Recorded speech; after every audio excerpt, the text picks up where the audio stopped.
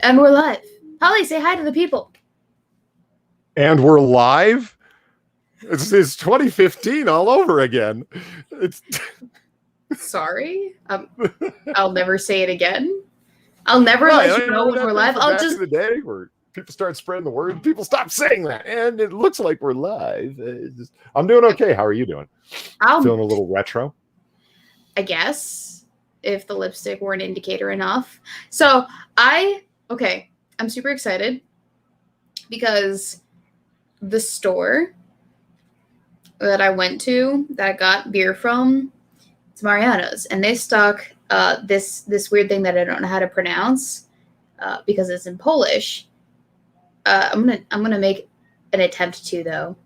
Zywick. I don't know if I got that correct, but essentially it's imported Polish beer, which, you know, I'm Polish. Yeah. Like, ancestrally speaking. Like, my grandmother's parents came from the motherland and then proceeded to forget all of our national heritage, or their national heritage, promptly. So this is an exciting day for me. Aside from Polish food, I've never actually tried anything strictly from Poland, so this is an imported beer, and it's actually not bad, but I'm almost done with it, and I'm saving the rest of them for later. Nice. Yes. What are you drinking, Mr. Dub?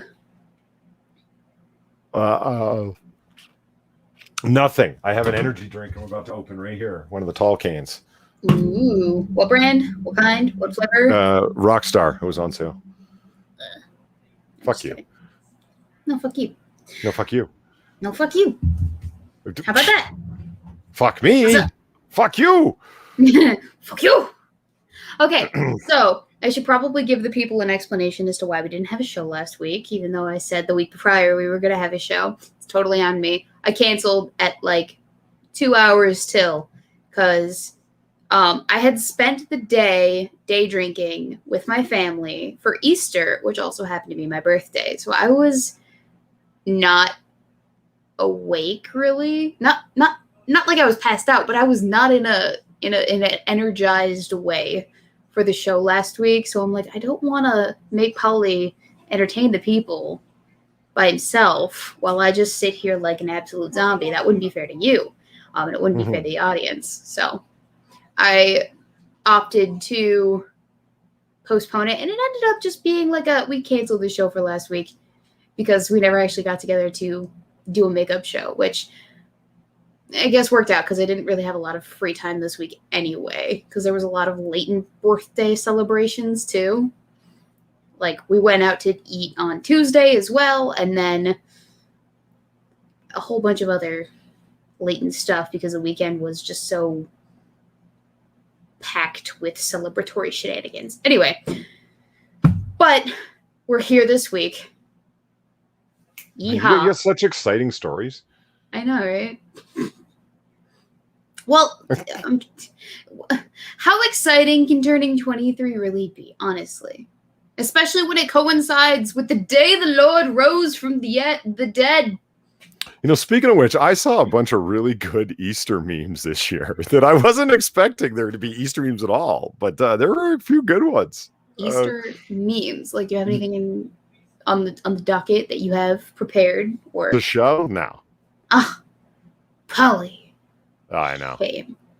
Now, you know the meme style of "Are you winning, son?"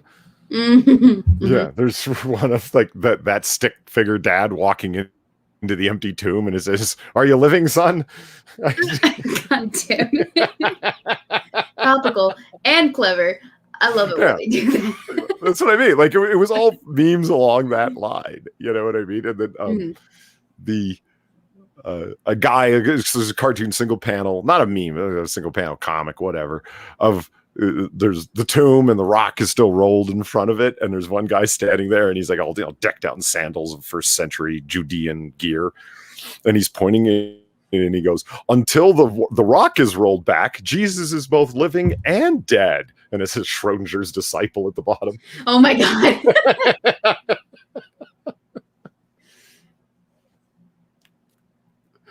can't believe I Made me laugh. Well, of course, because they're of a higher caliber meme style.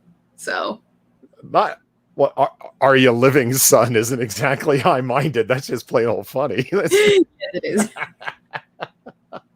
It is of a higher ethereal state, if you will.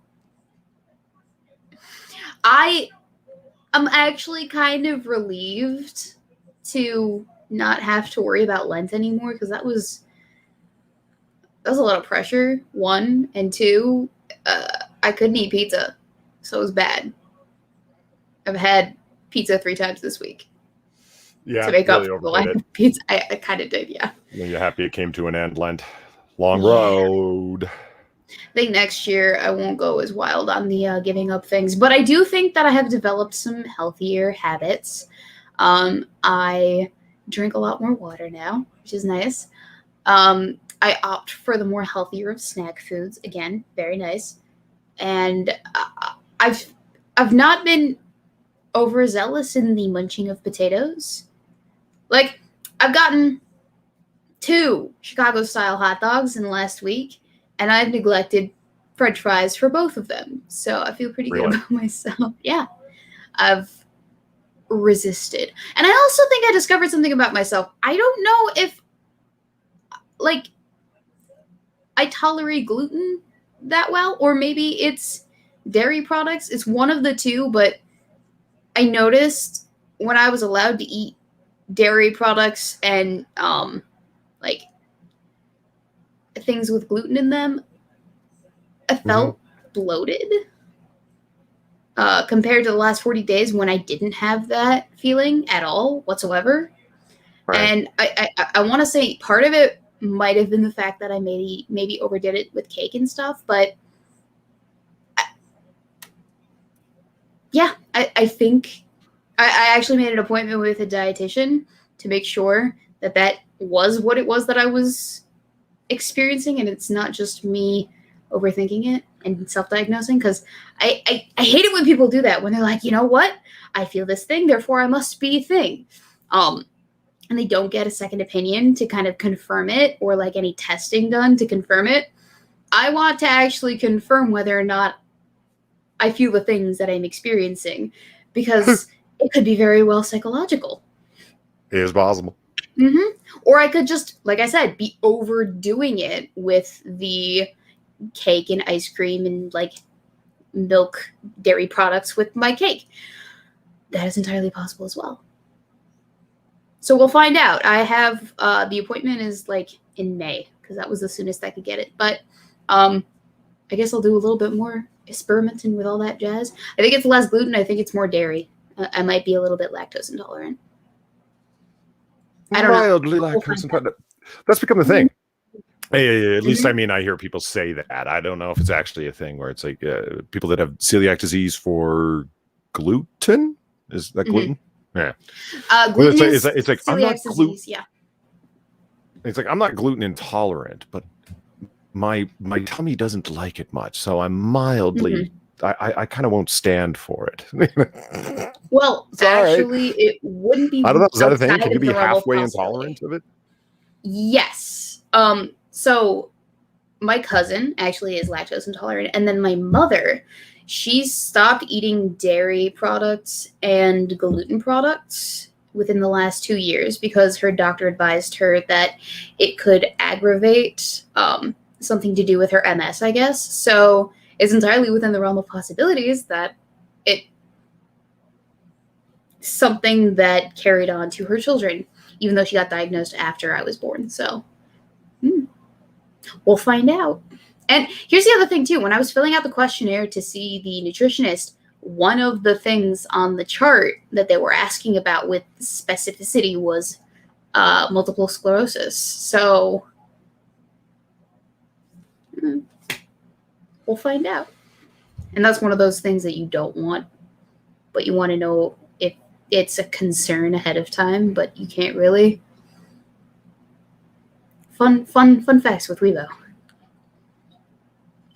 Yeah, like Brad Young says, fun topics. Yeah, multiple sclerosis, all sorts of dietary intolerances. Oh, yeah. Good times, good times.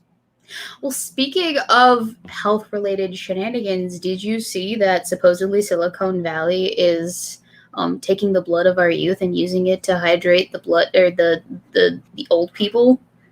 Did you see that article? Silicon Valley. Yeah, there are. Did I say it right?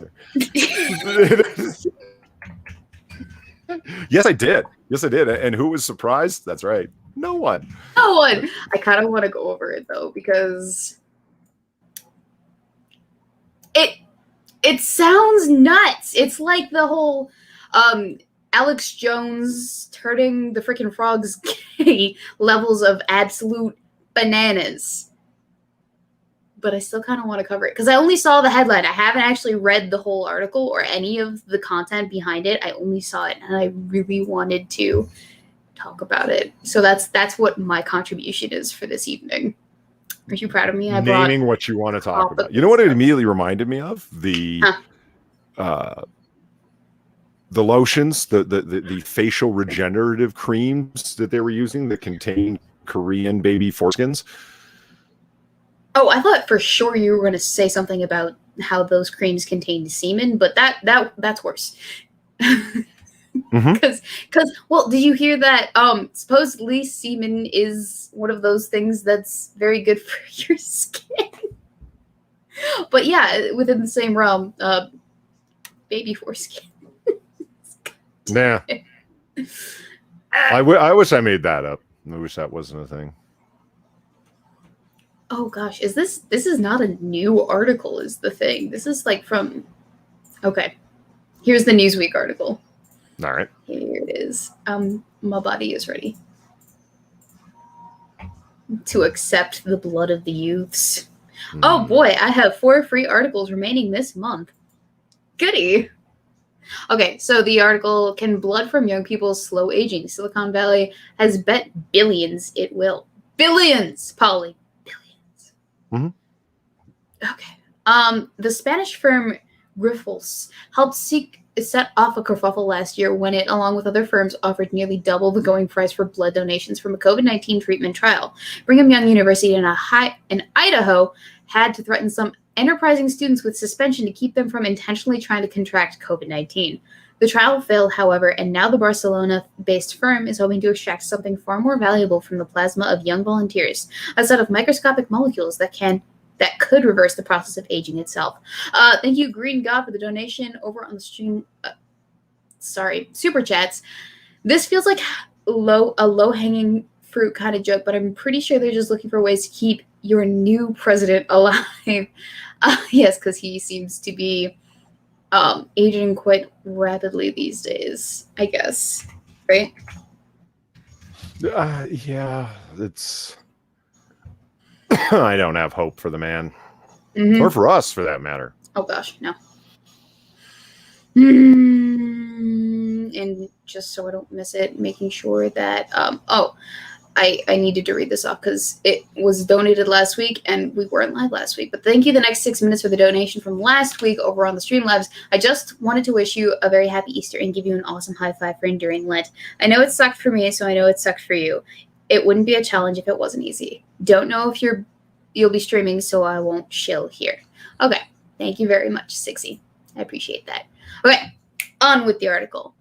Earlier this year, Grifols closed on a $146 million deal to buy Alkahest, a company founded by Stanford University neuroscience Tony Wiscore, who, along with Saul Villanda, revealed in scientific papers published in 2011 and 2014 that the blood from young mice had seemingly miraculous restorative effects on the brains of elderly mice. The discovery adds to a hot area of inquiry called geroscience that seeks to understand molecular and cellular mechanisms that make aging a major risk factor and driver of common chronic conditions and diseases of older adulthood. According to the National Institutes of Health, in the last 6 years, Alkahest has identified more than 8,000 proteins in the blood that show potential promise as therapies, and its efforts and those of Grifols have resulted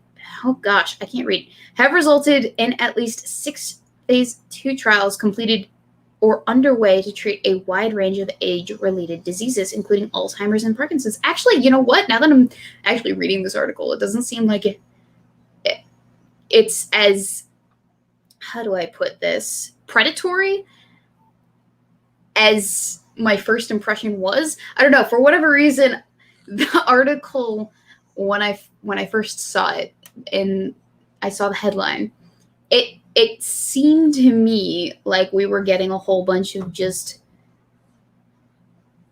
vampiric type nonsense, and people were just like, I don't know, Bloody Mary style bathing in the blood of youths. You were expecting real okay, is that the direction you went? I thought you were gonna be talking more like Blade, where they've got entire blood banks where they're just draining toddlers at daycare centers. I mean, I can see it going that way in the future, but right now it just seems like they are harvesting blood from, you know, any old college student who's going to a blood donation drive, which is entirely innocent so long as they're not taking the really special blood types, you know, the ones that are universal donors that O negatives. Mm-hmm. You girl Weebo, I mean.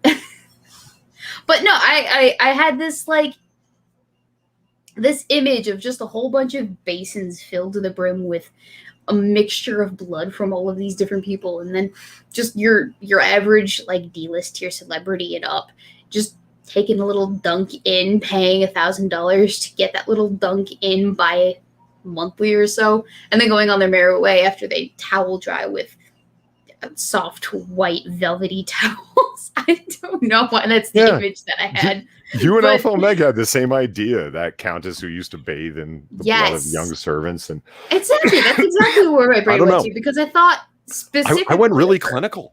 Like I said, I thought of Blade, where there's like this entire what do you want to call it, like set up institutionalized thing where there's fronts that are, you know, daycare centers and pediatric care centers, when in the back are giant refrigerator units to house all of the cold blood for the powerful Illuminati elites to come in and get a transfusion, etc. Yeah. Okay, I have a semantics question. What do you think tastes better, cold blood or warm blood? I don't think either of them would taste better. I think cold blood would be more tolerable. Okay. I guess that's a better way of phrasing that, is which was more tolerable. I don't know. I have this feeling of like probably warm blood would be more tolerable, but it also has the same potential to not be as such, because it's warm, which means it's fresh, which for whatever reason gives me like this gagging reflex in the back of my throat. But at the same time, also, I prefer hot tea to cold tea, or even lukewarm tea. So I don't know where I would fall in that camp. Wouldn't cold blood be thicker? That's a very good point. Wouldn't it be? Probably, but so harder to swallow then. I would. Okay, you know how it is with a good single malt scotch or a good bourbon or whatever. If it's cold, you're not going to taste it as much if it's on the rocks. If it's warm, like you know, why do you warm, like the otter in the Avatar picture there? Why do you warm a snifter in your hand so you could taste more of it? I'm thinking cold so I could taste less of it. That's why I said more tolerable. I don't know if I want to taste every little iron metallic flavor that would come through with blood. Never having had drunk it, I would assume drunk it. Yeah. The closest I've gotten is, I don't know what it would taste like, but I'm assuming not good. Yeah. The closest thing I've ever gotten is when I pulled my stitches in my wisdom teeth, and I had no choice but to kind of ingest what came as a result of that. It was, well, not even pulled stitches. I think I pulled the actual, like, the scab from where it had scabbed over, because they didn't sew my gums back together after they pulled my wisdom teeth. And that was the biggest pain of all, because they took all four out at the same time. Oh, it was horrible. All right, anyway, continuing on with this lovely train of thought. Moving on from this lovely train of thought. Let's continue the article. Alcahest and a growing number of other geoscience health startups signal a change in thinking about some of the most intricate diseases facing humankind.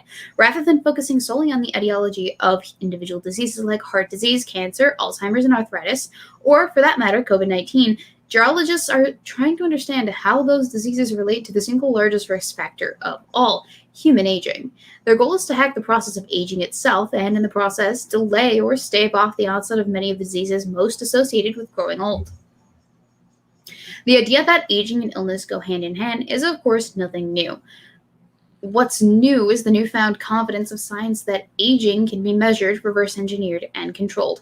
Now, okay. Well,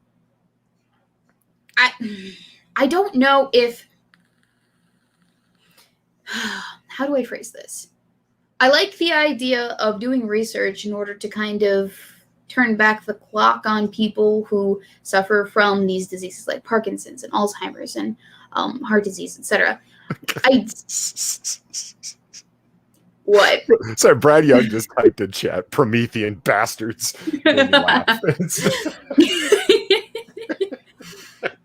So I like the idea of trying to fight off those diseases, but what I don't enjoy the thought of is staving off aging itself, like the process of growing out of your prime, because then that makes the time that you have in your prime or on the earth seem less valuable to me. You know? Like, to address the whole concept of immortality, the longer that you have on earth, the less precious your life actually is. If you live forever. No, I've heard that. Absolutely. That's the classic go-to argument. There's a lot of strength behind it, I think. But with that said, being the cynical motherfucker that I can be, how many people do you know that don't squander their youth? How many people how many old people do you not know that make up stories about their glory days that largely never happened because largely they squandered their youth?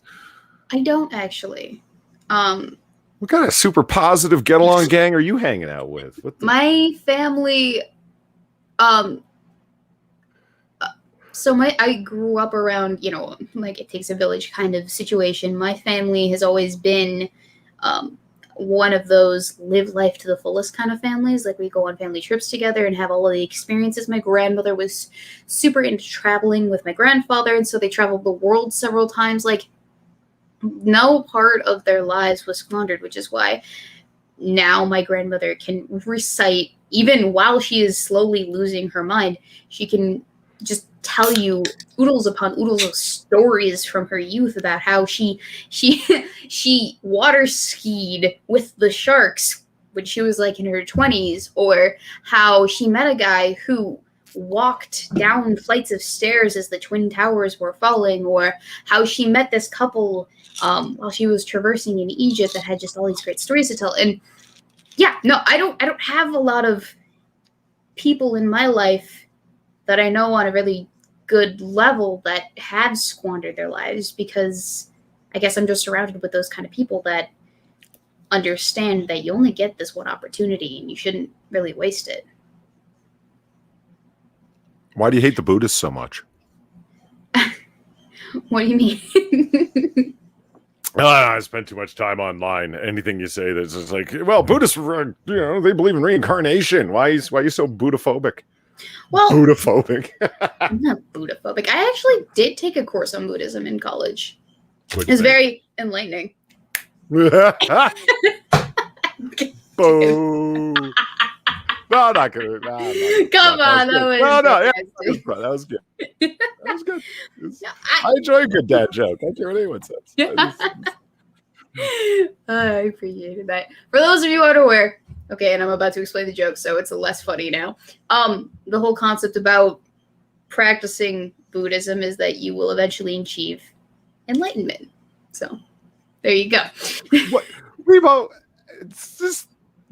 This is psychopathy at its worst. Listen, It's one thing to deconstruct memes that I put up in front of you. It's another thing when you crack your own joke. You make the co-host laugh, and then you proceed to deconstruct your own fucking joke. I milked it, and then I ruined it for you, so I am the worst. Well, people were telling me to go to the corner anyway, so. Yeah, well, I think there's good and bad dad jokes. There's all sorts of bad puns out there, and then there's some ones that are just like the doom like that. I mean, I'm fine with them. Okay, so Weebo, I sent you a video by Discord. Oh. Our friend Gil Cotto sent it to me. I don't know why. It's definitely in line with his sense of humor, though. You should put it on screen and play it. It's really good. Okay, let me stop sharing that screen and then pull up the video. You have this set not for children because there's lots of tits in it, right? There are tits? Yeah, I gotta... there's no tits. I'm just making that up. I gotta make sure. Oh, I've seen this video, but I'll play it for the people. Yeah, I have seen it. But I appreciate it. Because it's so true. And I'll explain why I feel this on a spiritual level. Yeah, there's a number of things I find fun about this video, and I can tell you my initial reaction to watching it for the first time ever, like, I don't know, hour and a half ago, and I was like, yeah, but it's the lady that's the best. The best part's the lady. She's just, oh, poor woman. Mm-hmm. Okay, let me know if you can hear this. Okay. Can you hear that? No. Didn't hear it. Okay. I shared it the wrong way. Share audio. Got it. What I don't get about StreamYards is why they don't let you share audio with just a window and why it has to be the full screen effect. But whatever. It's fine. I'm not going to worry about it. All right, ready? Yeah. Let me know if you can hear it. Square. Yeah? Yep. Okay, good. This is a square. Can you guess which spot that goes in? The square. That's right. It goes in the square hole. Yeah. And how about this rectangle? That one Also the square. that goes in there too. Yeah. Up Yeah. next, we've got this thin rectangle. The thin Can you guess rectangle. where that goes? The thin rectangle. That's right. It goes in the square hole. And up next, a cylinder. The circle. I think that goes in The circle. the square hole. Now, we've also got this semicircle right here. Do you see a slot that would fit The semicircle. semicircle? The semicircle. That's right. It's the square hole. Up next, the triangle. You know what hole that goes the into, triangle. right? Triangle. That's right. The square hole. Oh. And up next, we have the arch. The arch. The And arch. you guessed it. The arch. It goes in the square hole. Oh. God. You know what that kind of reminds me of? The meme I sent you just before the stream. The imagine you spend years on research only to be called et al. Yeah. All your efforts. You know what's not particularly funny about that is I've been called et al, but there is a worse level than that, unfortunately. It's you don't even get called et al, just on the acknowledgments page. It says, and all of the assistant researchers. And it's like, yeah, that's only two of us. Why didn't you couldn't even et al us? You fuck? Just give us this one thing, please. Yeah. All of the assistant researchers. We're like, well, these are et al. You can look up who they are. I mean, that's just damn. Bet that felt super great. Yeah. Yeah, it did. And well, I learned something real fast is that particular associate professor wanted single author status, and they were willing to do whatever they needed to do. And it's like, yeah, but we weren't just doing paid assistance researchships. Like that was a fuck ton of work, fucker. Fuck you. I don't, it just learned a lot about that particular man's character through him trying to pull that shit. Or having successfully pulled that shit. But, just anyway, one of the things that happens. But that woman. So here was my experience watching it, right? I sort of quote fell for it the first time. He's like, here's the square, where's it go? The square. And she's so excited she actually does the yes with the yeah. She's like, well, yeah, it's working. Oh, premature. And the next one, so where's this rectangle one? Where's it go? She goes, is the rectangle. He goes, that's right, the square. And I'm like, oh yeah, there are multiple places that any one of these shapes could go. I fell for it because I said, oh yeah, well, it's the smaller rectangle. Right. And he goes, okay, so how about this shape? But the third one, I said, I thought in my head, well, okay, that could go the square. That could probably fit in the triangle there too, from the look of it, or in the circle. Because it was like the sphere. It could go the sphere, the square, whatever. And she goes, the sphere, like she just gets so locked in. Why didn't you start naming all the places that it could go? And the guy with his voice was killing me. That's right. It's the square. You just see the light fading in her eyes with every square association. And okay, as a software engineer, someone who programs things for to be used by other people, like I've said it before and I'll say it again. All right. There would be no technical issues if not for the end user. Because no matter how much you try to check for the end user and everything that they may or may not do, they will always pull something out of their ass that will surprise you. That will not be within the planned operation of the actual whatever it is that you're making. And this goes for everything that you design in any capacity. There are going to be people who, deliberately or not, are going to not operate the thing that you designed per the intended design use. Mm-hmm. And it's frustrating when they do trip you up, but at the same time, it's a fun challenge to have to put yourself in the shoes of the operator and be like, okay, so what are they going to do? How are they going to operate this thing? And of course, you can't always plan for every single individual use case, but you could get pretty close, I guess. You could get pretty close. But that's the fun of like designing anything, is how is it going to be used? Unless you're making it for yourself, in which case then you know all the ins and outs and bits and bobs and how things function, and you're going to do it perfectly every time. But of course, when you design something, more often than not, it's to be used by a wider user base. Yeah, you cannot out-idiot the idiots, Eric. They're better at it than you. Quite frankly, yeah. And actually, not all times is the end user acting with idiocy. Sometimes they're just being flat out clever. Or, that's actually what they do with game tests and like design tests, is they have people like crash test things to determine use cases where the thing might break or the thing might not be used in the intended purpose, or there might be something troublesome that the user comes across as a result of the way that they've used the thing. So we do actually test for that on a basis where it's like going to be sold to a wide variety of people. Mm-hmm.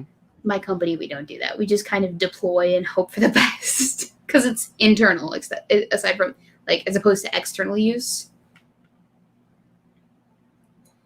Snowpod says, but what happens when the devs don't even design the software for what they know the users need to do? Well, did you ever do IO Psych, Weebs, in industrial and organizational psychology? No, I didn't. Okay, here's the thing. I thought that would be one of the more boring psychology classes to take at the academic level. And by the sound of your frustrated groan inside at my response, that is not the case. Hey, listen, you took a bunch of psych courses. They all have their boring stuff. Am I right? Mm-hmm. Yeah. I just didn't think it sounded interesting at the time, but you're about to tell me why I'm wrong, right? No, I'm not going to tell you you're wrong. I was going to tell you, it's got its boring aspects like anything else, no question. But a lot of this, I think you would have found a lot of it, a high degree of applicability to stuff that you do, especially now being in the field you're in. Fantastic studies where what is the pedagogical difference between somebody designing something and then somebody not being able to use it? So like the designer and the user, like where's disconnect there. Fascinatingly, it's like the value of an infographic is described as like, okay, so red circles and big arrows, click here, then here, then here, and they're extremely effective, meaning the user errors drop to like single digits in terms of percentages when people are using those. And the assumption, right away, and I think it's a valid one, it's like, okay, so people are so fucking stupid. They really need big fucking red arrows and stuff like that. When in reality, when you get a description going on from designers, what their frustrations are, and then all of them categorized in a structured way. Oh, you would have loved it. All spreadsheeted and stuff out into consistent categories of what they're feeling and what they're thinking when they're putting stuff together in terms of trying to put themselves in the shoes of the users. Oh, well, they're going to be need to do this, and this is why they design the drop down menus, and this is why they put these things together in this drop down menu and these things together in a certain tab and stuff, because they're trying to guess that stuff. So when they're doing what you do on a daily basis, someone calls up, they got a problem, or sends you an email, whatever, I can't find where this thing is. It's like, how do you not know? What you're doing as the assistant or the designer inside your own mind is running through an infographic where there already are big red arrows and big neon lights pointing to the things inside of your own mind. What the user doesn't have is exactly what you've got in your own mind. So those infographics, you're just supplying them with the mental version of what you already have. That's why they're so goddamn effective. And people remember it much easier from infographics. Oh, yeah. The stats make that clear. Once they've done that once by running through one of those sheets, holy shit, they do it again and again and again. If you just say, if you look on the left side of your screen, it's like giving car directions. It's like, take a right when you see the homeless man with the sign, then turn left at the big tree. Then that's the kind of the vibe of instruction that you're getting from IT people verbally trying to describe where to find something on a screen, as opposed to pointing right the fuck at it with a big red arrow. And it's you're giving me more flashbacks to my 4 months in IT right now. Because like when I wasn't on the phones answering them and we had a slow day, what they had us do was they had us walk through step-by-step processes where people were having the most trouble and take screenshots, draw big fucking red circles, put like step 1 in bold at the like the bottom of the infographic, and then just pages and pages of a step-by-step guide with the red arrows and the circles on how to log into this thing. Yeah. Because we have so many problems with people who had no fucking idea what they were doing. And part of the issue was, of course, that we just had users that were either too young or too old to understand how to use the thing. But also we had users who just, or the actual interface itself wasn't super intuitive. Like there are going to be that like below 50 percentile group of people that are not smart enough to understand that if you don't remember your password, you can opt for the forgot password option, and you don't have to call IT support about it. Ouch. Okay, well, that's a good example. I was listening to what you're saying, and I was about to say, you are turning into one of those calloused, evil IT people that everyone's dumb but you. But you came up with an example of no, that's the user. That is the user. That is the user. I had a lady who, okay, the worst that it ever got was she had never, and I mean never, touched a Chromebook in her life. And all of a sudden she's being given a Chromebook. She has exactly one student that she has to tutor, but it's such a big deal that she spends at least 4 hours on the phone with not just myself, but with my coworker, who is not tech support technically. She's still help desk, but she was not actually tech support, so she had no idea what she was talking about. But also my boss, like my direct supervisor, and he came out to us and he goes, all right, she's going to be at the home office in 20 minutes. One of you two, one of us tech support users, because there are only 2 of us on site, one of you two is going to have to go down there and meet with her and help her not only create her account, not create it because it was already technically created, but she has to claim the account, which involved creating a password, which involved creating security questions, and then logging into her email from the login tiles where she had all of these different applications ready for her where we used single sign-on. So I was the unlucky bastard that had to go downstairs and baby step her through this process. She didn't know how to scroll, Polly. Oof. Like, she did not know how to take the mouse and scroll. Like, she didn't know how to take the mouse, press it onto the scroll bar, and move it down so that she could, like, move the page down so she could get to the things that she needed to get to. And this was all after she had spent the evening with her son and daughter, who were super important in the IT realm. And they couldn't figure anything out. This is all basic login and claim account processes. Somehow, her software engineer of a son and tech support daughter did not know how to do the thing with the computer. And I'm just baffled, blown away by what happened that day. Eventually, we did get her logged in. And then I only heard about her one other time afterwards, but I did not have to handle her that time. I passed it off to my other coworker because I'm like, all right, you need to, baptism by fire, dude. This is your opportunity to shine. Go ahead. Yeah, it was like one of those moments of, at some point, you get to a point of age where you just gotta retire. Because the job is past you. It was one of those moments where I was like, all right, lady, just tender your resignation. It's time. Oh, damn. Right?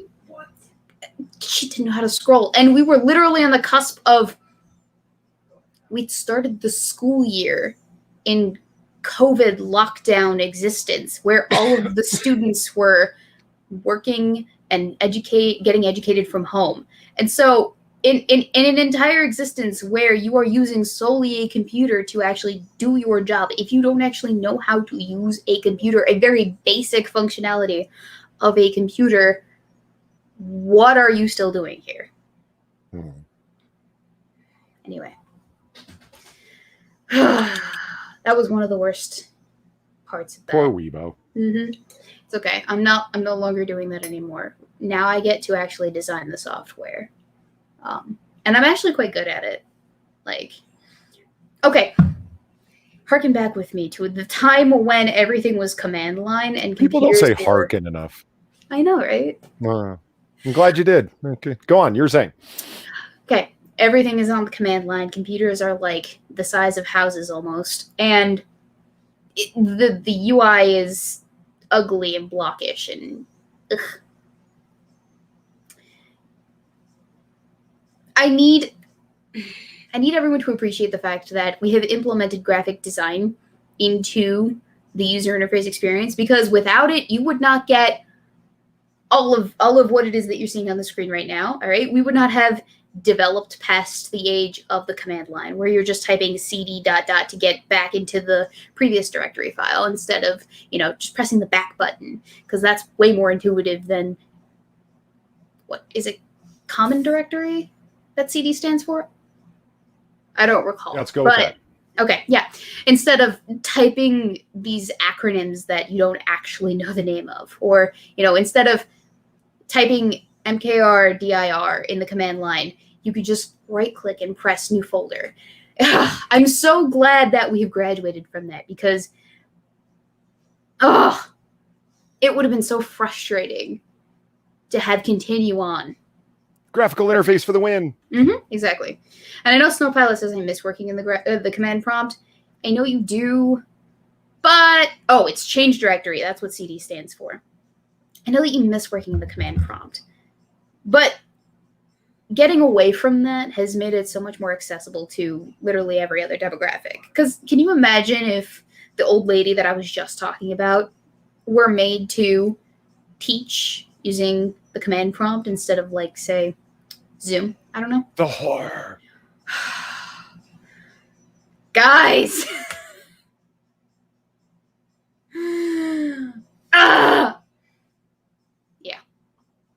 And part of that Snow Pilot is probably nostalgia. Probably. Yeah, you leave DOS out of this, girl. I'm sorry, I won't say anything against it anymore. So, Polly, do you have any fun stories from your youth about technology? Oh, wait, before that, I almost missed this. KJ Zana channel, thank you for the donation. A while back, I saw a film from 2013 called Under the Skin. If you're looking for a film that will both unsettle and intrigue you, please check it out.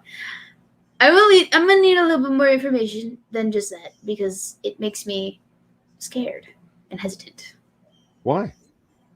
Under the Skin? Oh. Yeah. You're thinking body horror? Yeah. I'm not the hugest fan of body horror. And I know Hugh just No, neither am I. You've heard me mention Deadwing Dork before, right? Yes. I think. Streamer on YouTube and video uploader. Funny content if you're into quirky shit. Anyway, Far and I were watching a video of his last night, and he was doing like a rabbit hole thing where you're just searching for random stuff on YouTube because he's particularly bitter, and rightly so. He'll get copyright claimed and globally struck, where the video will be taken down, but it won't be a hard hit against his channel, that kind of thing. For, some song that was playing in the background, all the typical stuff that people get angry over, and rightly so. You know what I mean? Where, there's nudity and hardcore porn and, every fucking thing you can imagine. There's channels that stream 24 hours a day, Family Guy and The Simpsons, and they're fine. Like, what the hell? Yeah. Everything is so haphazard and so forth, And he's like, let's go down the rabbit hole of just searching for what happens if we just type in a period and a semicolon. What comes up? Yeah, that kind of stuff, right? And all these videos, the video, and in the course of doing this, he ends up in stuff over in YouTube Kids, where it's like, oh, what the hell is this doing in YouTube Kids? Like, stuff that would virtually qualify as body horror, in the sense of worse than the Elsa pus leaking nodule on my skin. Oh, actually, that doesn't freak me out as much. Oh, that shit! That's when you said body horror. That's what I flashed back to. Was watching that Deadwing stream last night. Where I'm like, there's like, when you are popping pimples the size of golf balls, literally. That doesn't freak me out. Oh, but it's disgusting, Weebo. What the fuck? It's intriguing. In another life, if I had like 10 more years that I wanted to dedicate to my education, I would probably have been a dermatologist. Oh, Jesus, Weebo. It would have been fun. What are you talking about, girl? What I'm talking about, like, with body horror, is actually physically causing people pain watching their faces as, like, their skin is ripped from their face. That freaks me out, because, like, but chat. This girl's talking about wanting to lance boils for a living. I mean, yeah, but look at Deco, poor guy. He's like, I'm out. Like, right? They receive local anesthetic, Polly. All right, you ignorant slut. It shows what you know. No. That doesn't freak me out, but like people getting bones broken right in front of me and their heads being exploded right there and then like, I don't know, Homelander snapping some necks right in front of me. I'm like, oh. I can't look, but I can't look away. But diseased pustules and such, that's fine. It's fine. I don't know. I feel like body horror in the sense of destruction causes me great angst, but body horror in the sense of cleansing, like getting rid of a cyst, it's therapeutic, because it's like you're cleaning up a mess. Like, that thing is not supposed to be there, so it doesn't make me cringe that it's being removed. Does that make sense? Because they're not the same to me. Even though you are effectively, like, gouging into someone's skin, the intent is different. Wow, this took a really interesting turn in conversation. Yeah, I would, because I thought you were going to go along with me on this and be like, yeah, that's fucking disgusting. No, it's cool. I thought you were talking about, like, blatant destructive violence, not like in the sense of, like, what's that body horror franchise, It's the one with Jigsaw and it's Saw, the Saw franchise. I thought you were going along those lines, not like Dr. Pimple Popper. Those are very different. Very, very different. I don't know. Like I said, when I was watching that stream last night, what came to mind is this is fucking body horror. It's medical body horror. Well, not even medical, because these people aren't, physicians of any fucking sort or size. They're just weirdo, creepy girls that get off on seeing pus explosions. Yuck. Yuck. I don't get off on that. I find it. I don't get off on it. I just want to therapeutic. pursue it as a lifelong career. It's totally different. It's therapeutic. It's like it's along the lines of like, oh, I like classical archaeology. I could have been an archaeologist in another life. Sort of like that, Or I like watching people build houses. I could have been a construction worker in another life. Not, oh, I like to cause people pain. I could have been a serial killer in another life. Polydub. Jeez. Polydub. All right. Polydub. So let's play a game. Are you sure? Because I'm very good at games. And I'm a sore loser. Well, the most obvious statement ever. Hold on, either way, you're losing. Okay, what game are we playing? Hold on. I'm holding on. Okay, hold on. We're having problems. Okay. Larry. Brad Young says Weebo's the girlfriend who'd hold you down and pop your pimples. Yes, actually. And El Boyfriendo is not super receptive to that, so I have to find other people to pop the zits of. Can you blame him? He's a weak little pussy bitch.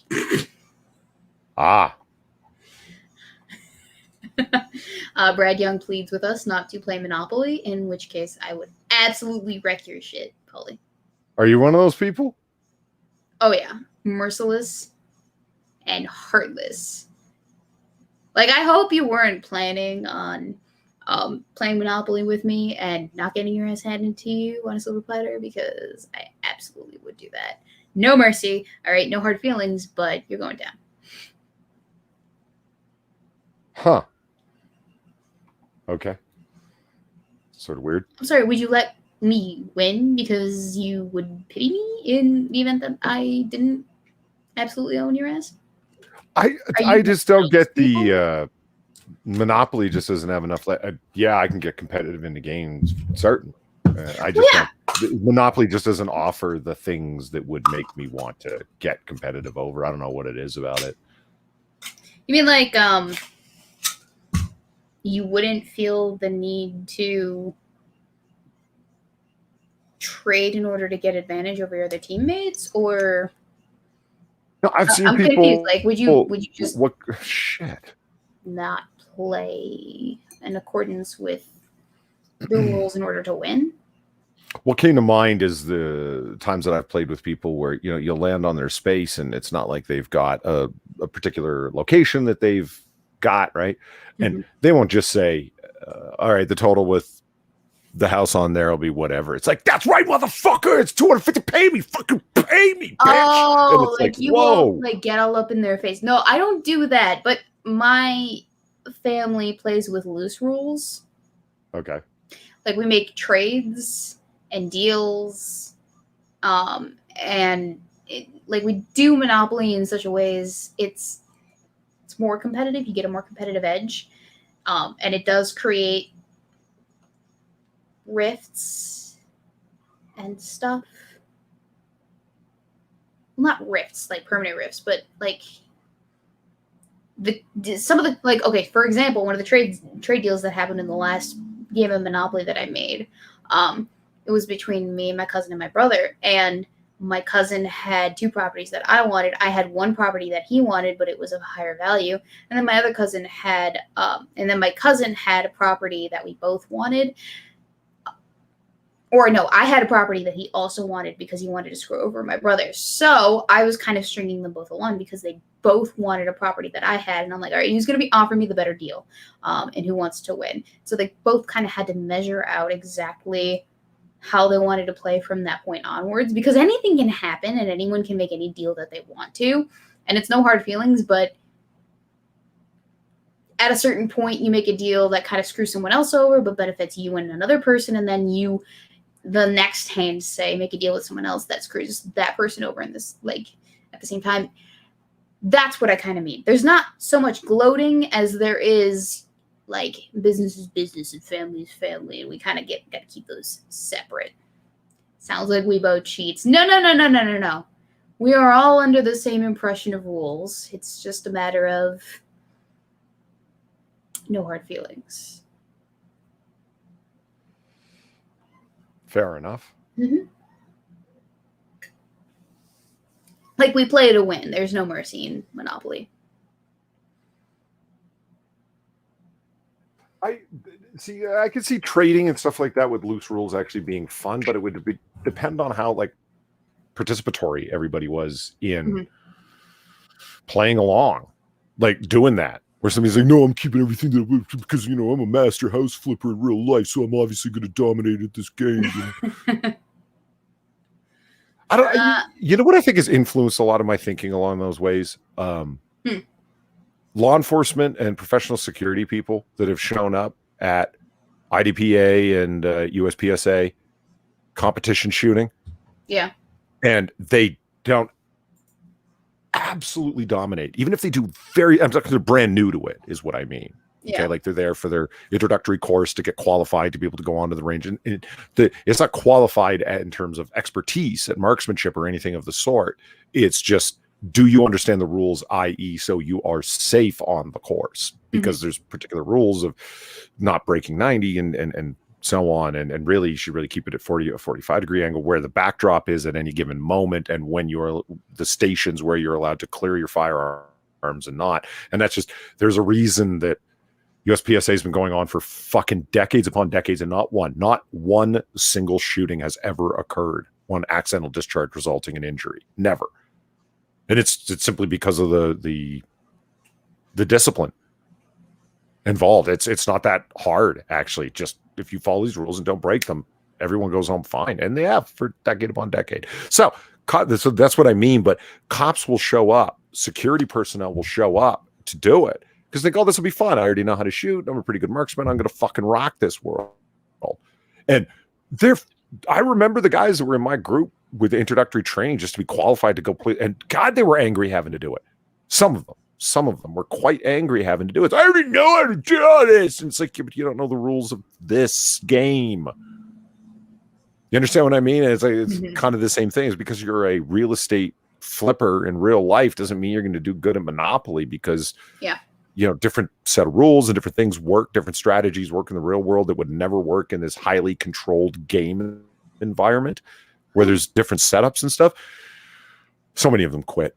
I mean, they got qualified and they went and competed. And the phrase I heard over and over and over again from each one of them is, "This is what this is like in the real world." In the real world, just constant references to the real world, and it's like, all right, Matt Dillon, you know, calm the fuck down, Wyatt. Or how many fucking life and death shootouts have you actually been involved in? I mean, you just relax.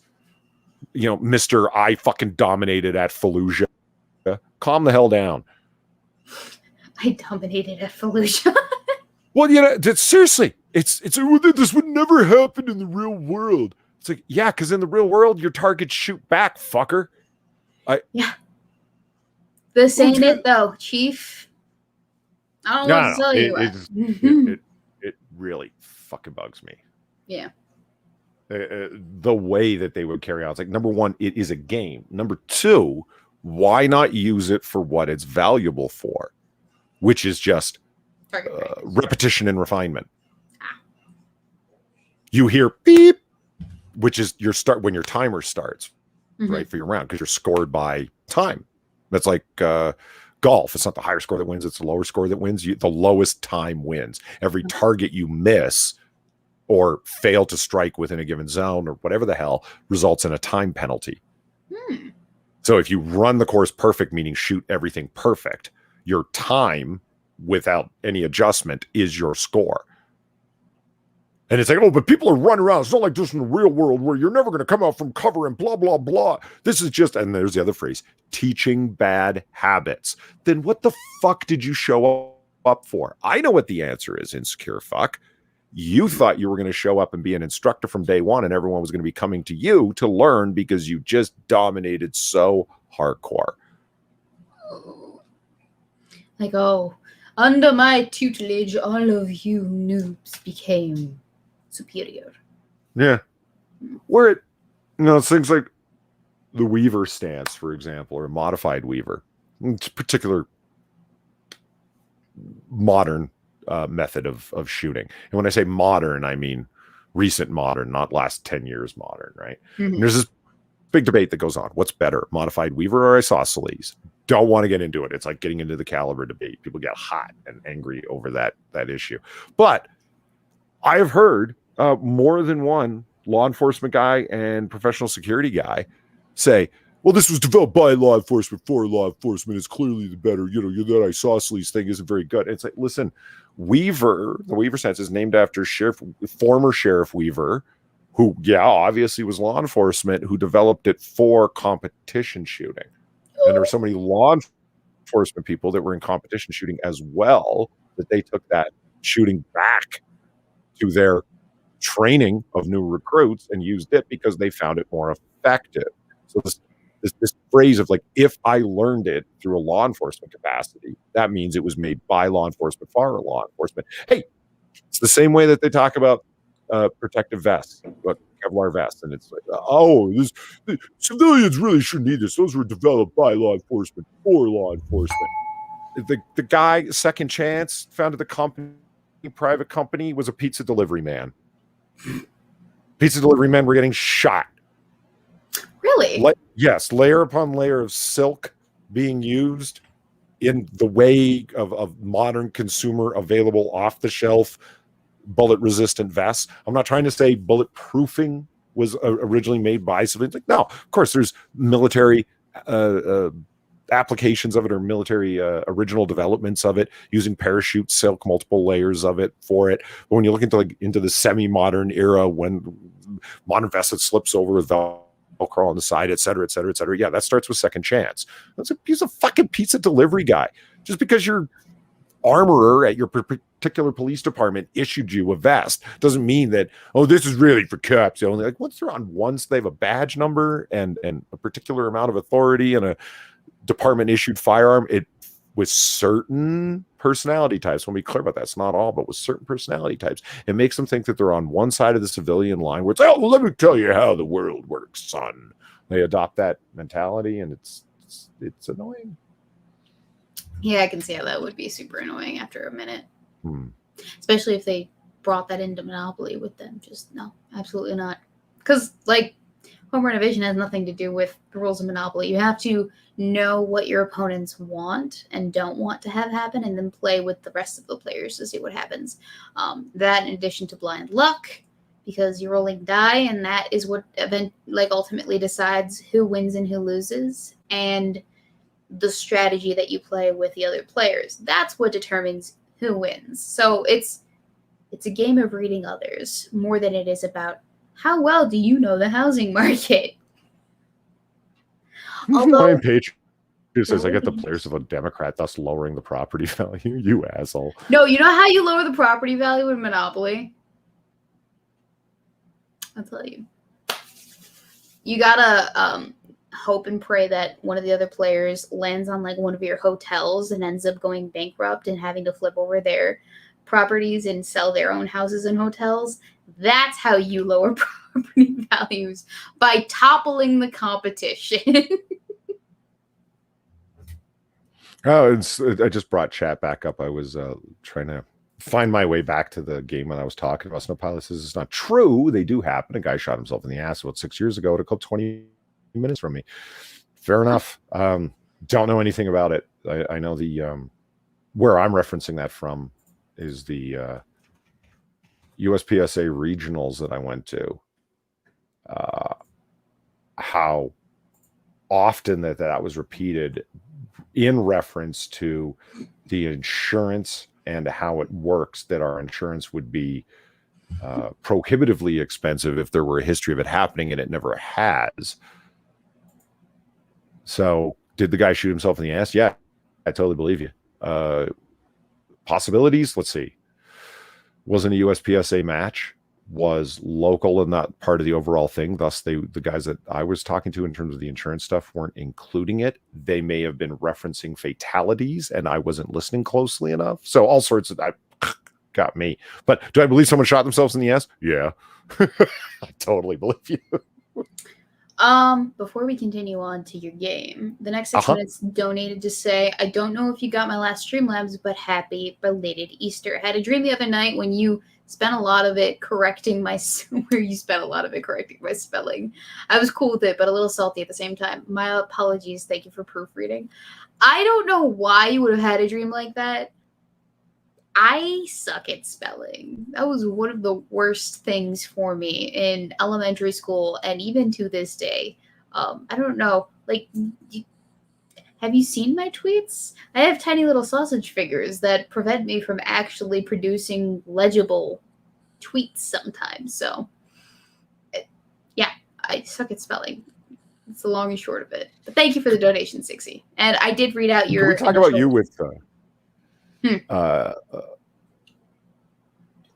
the tiny little sausage fingers thing? The world is your oyster when it comes to firearms, like specifically handguns lately, because every design is getting smaller and smaller, be it single stack 9mm or whatever, but also just how far forward the web between your pointer finger and thumb gets, like that, the web of your hand there, how close they can get that to the trigger guard, and how much further back they can move the trigger for people with small hands, to the point where I've got these big old hands, and I'm not talking like big meaty like oil rig worker hands, but just long fucking fingers. So the redesigned SIG that I have, 227, with the E2 grips, which are designed to move your hand further forward, and then the redesigned trigger that is designed to move the trigger further back. It's like, oh my God, what tiny little doll hands was this thing redesigned? It fit your hand perfect. For me, it's like I'm having to like readjustimate my grip and stuff just to be able to get it. It's like I need to buy the classic SIG trigger shoe that's like a good 20% further forward, 10% further forward, whatever it is, just to make it more comfortable. Because it feels better, the grip on the back, but then it's moved so far back, everything just for small-handed people to be able to use it as well. It's like, that gun's too big for the Weebos of the world. And it's like, oh, well. Yeah. You let them buy different guns. You gotta create for the lowest common denominator. And I just measured, and my hand size from like the tippy top of my middle finger to the lower part of my palm is 6 1/4 inches. So my hand is in height at max half a foot, basically. Do with that information what you will. Yeah, no, they're tiny little boys. Tiny little sausage fingers. But I can really carry my Kimber very well, because it was like made for my hand, because it's such a tiny little thing. Yeah, don't let people hate on the Kimbers, Weebo. No, I won't. I would never. I don't know what it is. People just every subgroup has its own little culture, and for some reason Kimbers have been focused in. I think it's because they sell extremely well. Anything that sells very well, people are going to hate on. Yeah. Do you know what I mean? Yeah. It's anything with a fan base is going to have a hate base as well. Yeah. It's that trade-off, is can't get big without having. But you look at it, but it's weird. Like, there's no real predicting it. It's kind of interesting in a way, but then frustrating in others, where Kimber sell very, very well. And there's this whole Kimber, Jesus Christ, if you want to die, I'd never trust my life to blah, blah, blah, blah, blah. But Glocks sell very, very well, and they have a rabid fan base where the only gun, no gun should have ever been designed after a Glock. It was the achievement of perfection. Moses brought it down from Sinai with the 10 Commandments. It's perfect. So I don't know about anyone else. Oh, you got a cool super chat. Read that. Yes. Thank you, Kim Larson, for the donations. Greetings from Norway. You're super cute. Winky face. Oh, thank you. The person from Norway likes your Nordic features. Go figure. They're Slavic. Well, I'm sorry. Alabaster skin, light colored eyes, blonde hair. That could be understood as being Nordic-ish. Okay, that's fair. I don't know. Because I'm a little bit darker than most Nords that I've interacted with, I guess. Not that I've interacted with a lot of native Nords. I've never been to Norway. But my brother could probably pass more in that regard than me. He's got the whole blue eyes, blonde hair thing going on. He's a lot paler than me, so like straight up, that boy lobsters in the sun. I actually get a nice tan, so. Snowplow says his problems with Kimber, so thus he hates on them. Smith, no. Sig, no. Springfield, no. Kimber, every other stage. I mean, if you've had, I know people that a couple of people that I know talk that way about 6 hours, where they're, I don't know where they got this reputation from. They're fucking jam-o-matics. And it's, if that's your experience, then there it is. Me personally, it's like, I've run my Kimber stainless for classic division, and I have yet to have literally have yet to have a single failure with it. It has run literally flawlessly. So you got me, man. I haven't had a jam up with my Kimber yet, so I'm pretty happy with it.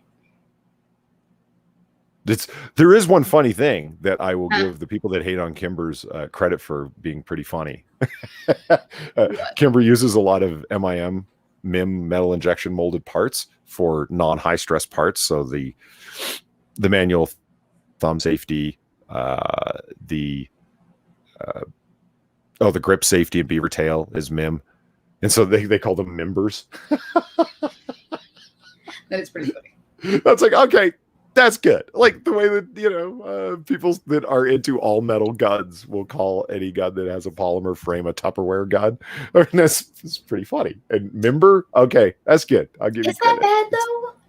Like to not have an all metal gun? Like if you don't need to have an all metal gun, doesn't that offset the weight of the gun if it's not?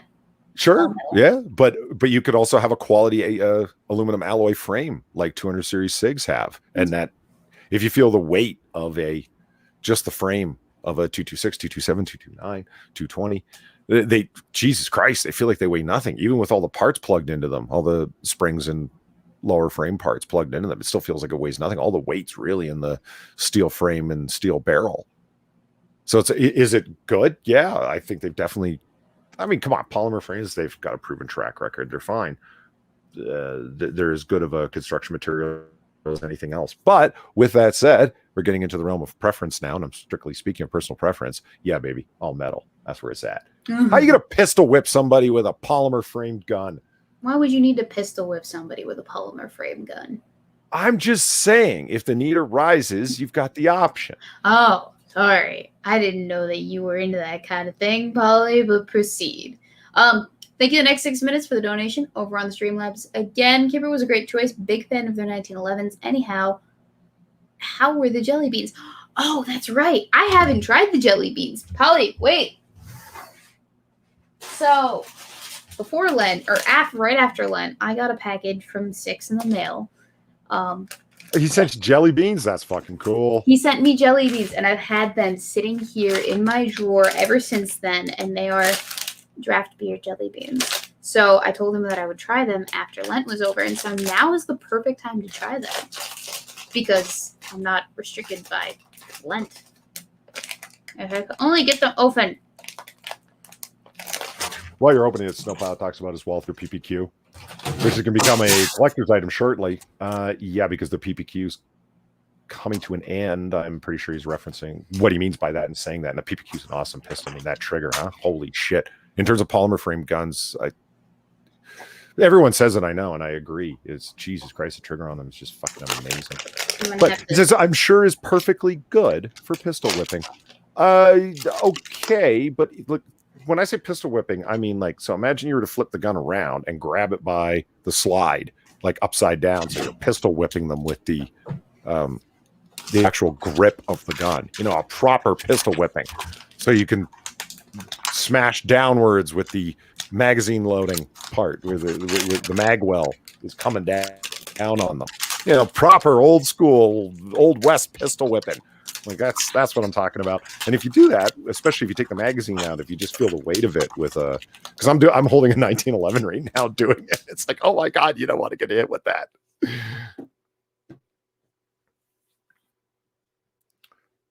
Oh, she's smelling. In the meantime, speaking of next 6 minutes and his incredible generosity, in your case with jelly beans, in my case over here with the donations. Six asked how I'm doing much earlier in the chat, and I didn't answer. I'm going pretty good, man. Thank you very much for the donation. She says, hey, man, sorry I didn't get with you about the Noir Bar when I was on vacation. That's all right. We definitely got to have you on, though, at one point. It would have been awesome. It would have. Would you like to hop onto my game stream? Oh, shit. Screen went down. Oh, there we go. It's back. Hop onto my game stream Tuesday night. If not, cool. Everyone's up to Polly. If you like great streams with cool people. Hit me up in DMs and tell me about the time. I am working all day from campus on Tuesday, but that doesn't mean I won't be back in time. Let me know and we'll figure it out. And then again, for thank you, next 6 minutes for the $1. My Walther PPKS is an all metal frame, and I absolutely love it. Oh, the PPKS. Is it an Interarms, or is it a brand name Walther or Smith? And who produced it? I'm curious.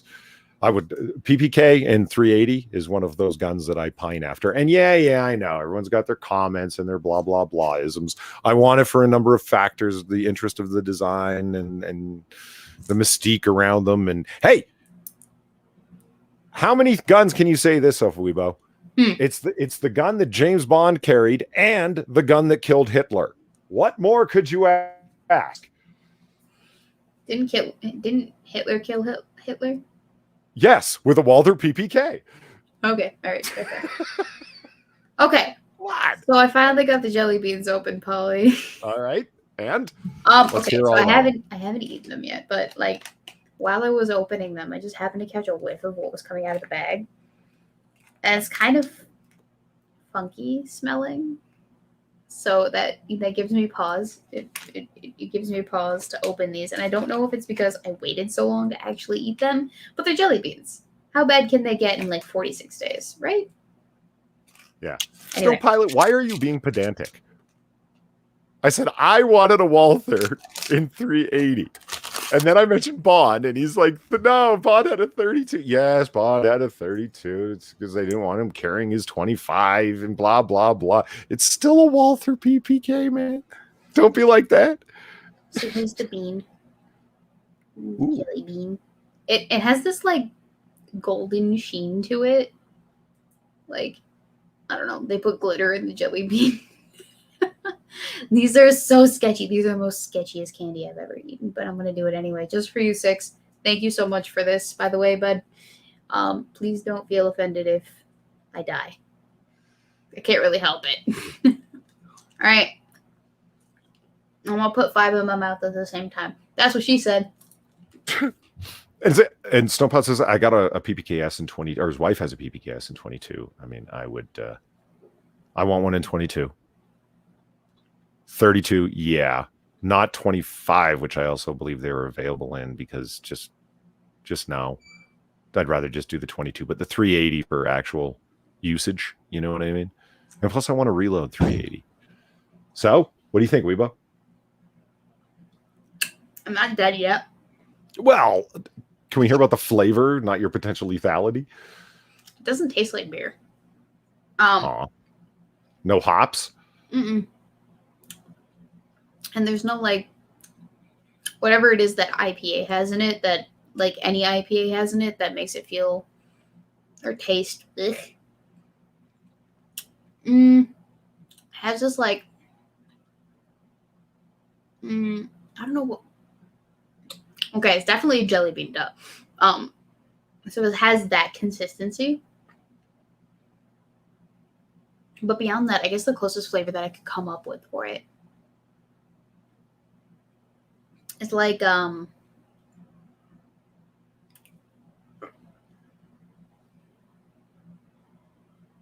Oh God, this is really hard to place. Like a caramel that doesn't have enough sugar in it. If that makes any sense. Like diet caramel. You know what I'm flashing back to? My ex-girlfriend bought a bag of gourmet jelly beans. Like it had all these different flavors, right? And it had a little legend on the back to like what color and the striping on it was what flavor. And there were ones in there that were cola flavored. Holy shit, were those good. I picked the bag clean of colas and she told me off for it. She's like, did you eat every cola bean out of this bag? Maybe. I mean, I don't hate this flavor, but it just tastes like a beer that I've ever had. It just tastes like a jelly bean. A generic flavored jelly bean. That generic caramel flavored jelly bean. And it's not even overtly caramel. It's a hint of caramel. No, you know what? Actually, it's got like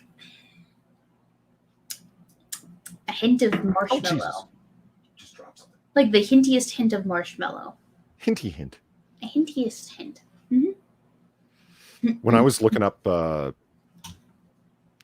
different whipped cream toppings for Christmas drinks, like Christmas coffees and stuff, a number of months back, there was marshmallow flavored whipped cream, and I'm like, oh yeah, hell yeah! And it got me thinking, what the hell is marshmallow flavor? And it's like it's gonna have essence of marshmallow in it, like the root or whatever.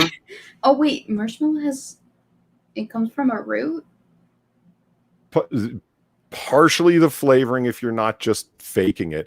I'm having a flashback too. I got the impression that marshmallow was like a combination effort of ground up, gelatin, sugar, egg white that's been whipped to high hell, and like cream of tartar.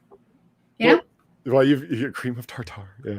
But you've got me, but like us, Commander Tucker, when asked, he's like, oh, my favorite kind of ice cream. He's talking to an alien who's never had ice cream before, is Rocky Road. And he's like, Rocky Road? That doesn't sound very good. He goes, no, it is. It's got nuts in it and marshmallows and just marshmallows.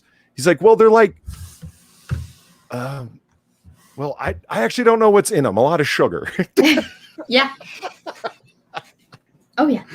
But their ingredients were just for making the whipped cream was just your heavy cream, milk, and vanilla extract. And they're like, yeah, it'll end up tasting like marshmallows. Trust us. And I'm like, oh, okay, well, that's unexpectedly boring.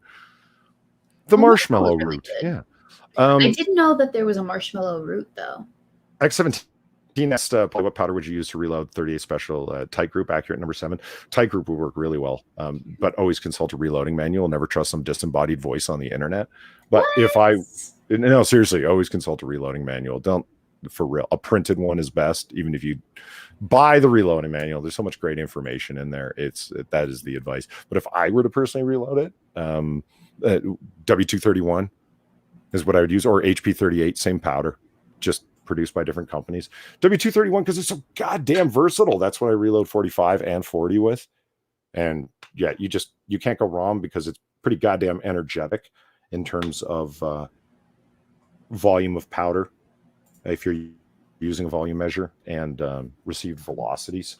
And I was going to say it's readily available, but it used to be. Now everything, including dyes and everything is gone for guns, man. There's nothing left. Ammunition is gone. Reloading supplies are gone.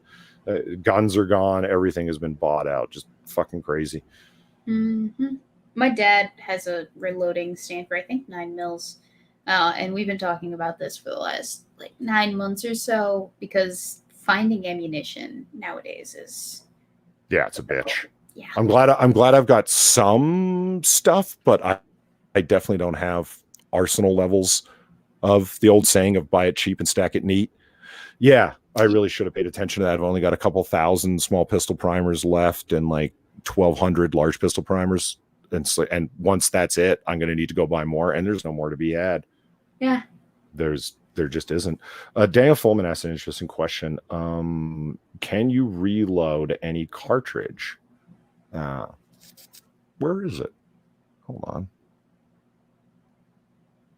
Speak of marshmallows, there's Ghostbusters, Snow Pilot. Says I have a bunch of 40 brass I no longer need. Are you interested? Oh man, I'm overloaded with 40 and 45. I'm good to go. I know that my family could probably use a lot more 9mm. My dad he prefers the 45. So. Yeah, okay, there it is. Polly, he prefers 45. That's because he's a manly man and has good taste. No, he's of the opinion that it has more immediate stopping power and it's not going to accidentally knock through a wall and hit somebody on the other side. Oh God, leave it alone. Let's not get into the caliber. No, let's not. I mean, just let's not do it. We've already had this discussion, though, haven't we? You have no idea what you're talking about. If you consult the ballistic wound literature, you'll see that blah, blah, blah, blah, blah. Let's just like, oh my God, let's not do it. But Dave would ask Polly, are you able to reload any ammunition or certain kinds? I'm assuming you mean you in the global sense of the word. Everything but like 22 rimfire can basically be reloaded. Even ammunition that isn't made anymore. You can order custom dies to reload ammunition that was never really meant to reload, like an old Martini cartridge from the late 1800s. People reload online. Anything can basically be reloaded if you have the will to get it done. Rimfire, no, not really so much. But still, I have seen people that have managed on YouTube to make 22 rimfire reloaded and shot. So yeah, you can reload pretty much anything you want, but it's the more common stuff. Like in terms, if we're talking handgun, not rifle, any kind of centerfire handgun cartridge can be reloaded. Absolutely. All you need is dies, the proper primer, a suitable powder, and then bullets. Which, if you can't find the bullets, fuck it, you can mold your own, buy bullet molds, and thousands of people do that. So if it comes to it, Weebo, if I can't find fucking bullets, I'll fucking buy the molds and make them myself with old wheel weights I'm stealing from people's car tires if I have to. I have legitimately discussed this with my family because there are enough of us that it's like, okay, we need to stock up on this stuff because we're a big gun family. Or like, okay, big dogs, big trucks, big guns. Do with that information what you will, people, but the need for more ammunition is always there. And we've talked about creating our own ammo, like from complete scratch, like straight up casting the bullet like heads and the casings and the gunpowder itself, which reminds me, am I going to get blacklisted by the US government if I look up the actual formula for gunpowder? No. But I mean, Sure? you can make your own black powder, like classic black powder. Modern smokeless powder is what you want, and that's a little difficult with the cellulose and the blah blah blah, and all of their mixtures are proprietary because it's an expensive process to make new and improved powders with their variable burning rates. Yeah, depending on what you need. That's the tough stuff. Making classic black powder isn't really that hard. Yes, it's dangerous, but with proper safety procedures. Now, don't do it. There, Weebo, your channel is safe. I said don't do it. Don't fucking do it. All right, cool, gotcha. No problem. The only person cool and slick and flawless enough to make his own gunpowder on the spot and have it work is Captain Kirk. Fuck you, Gorn. Have you ever seen that episode of original series Star Trek? Holly, you know by now that I don't watch Star Trek. Well, you got problems because that episode is a classic. He gets some sulfur and saltpeter and coal and puts it all together on top of a rock, shoves it all inside of a log, puts diamonds on top of it and sets it off and blows the Gorn away. Now, would that work? Probably not, but he's Kirk, so of course it fucking works. It would be cool to learn how to do that in a not dangerous capacity. Like, I'd like to not die while it is that I'm ensuring the safety of my family and kin and whatnot. It'd be a good idea. There's a pretty good question Ian asks. What is the caliber scale as a Brit? I don't understand. 4440, 9mm, et cetera, et cetera. Well, okay, 9mm obviously isn't caliber, but 50 cal is. Caliber's a fraction of an inch. This is a general term. Everyone relax. Don't jump pedantically. What? General. Jump pedantically? Okay. What's that? Polydub. You want me to you. info dump? Sure, I will. As a general rule of thumb, caliber means as a fraction of an inch. So if it's 45 caliber, that means 0.45 of an inch. 40 caliber means 0.40 of an inch, which all have their metric equivalent. So 40 caliber is 10 millimeter, that et cetera, et cetera. Like 9 millimeter is 0.355. So it's technically 35 caliber, that sort of thing. That's, 357 SIG is 0.357 of an inch. 357 Magnum is 0.375 of an inch. But like I said, the exceptions start abounding. What people call 44 caliber actually measures 0.429 of an inch. What people call 0.38 as in the 38 specials, actually 356, 357, 358 caliber. It gets really technical and full of numbers fast. And isn't it interesting? So let's move on to the game I was telling you about, Weebo. Yes, we have 27 minutes left. No, actually, we have 30 because I'm going off the live counter, not the actual time. All right. Let me actually drag these people, meaning the chat, over here so I can still see what they're saying. Dragging the chat? Polly, what did they ever do to you? Boo. Ha ha ha ha ha ha ha. Boo. Ha. Ha ha ha. Okay. All right. We're gonna play. Can you recognize at least one of these 27 famous historical figures? Okay. I'm not going to be good at this, but okay. Because I suck with... Wait, is it like... Oh, hey, produce an answer out of your ass? Or is it like select from this panel of 4 things that we've provided for you? Because I'll do better on one than the other. Well, we'll see. A lot. This famous historical figures. We'll just...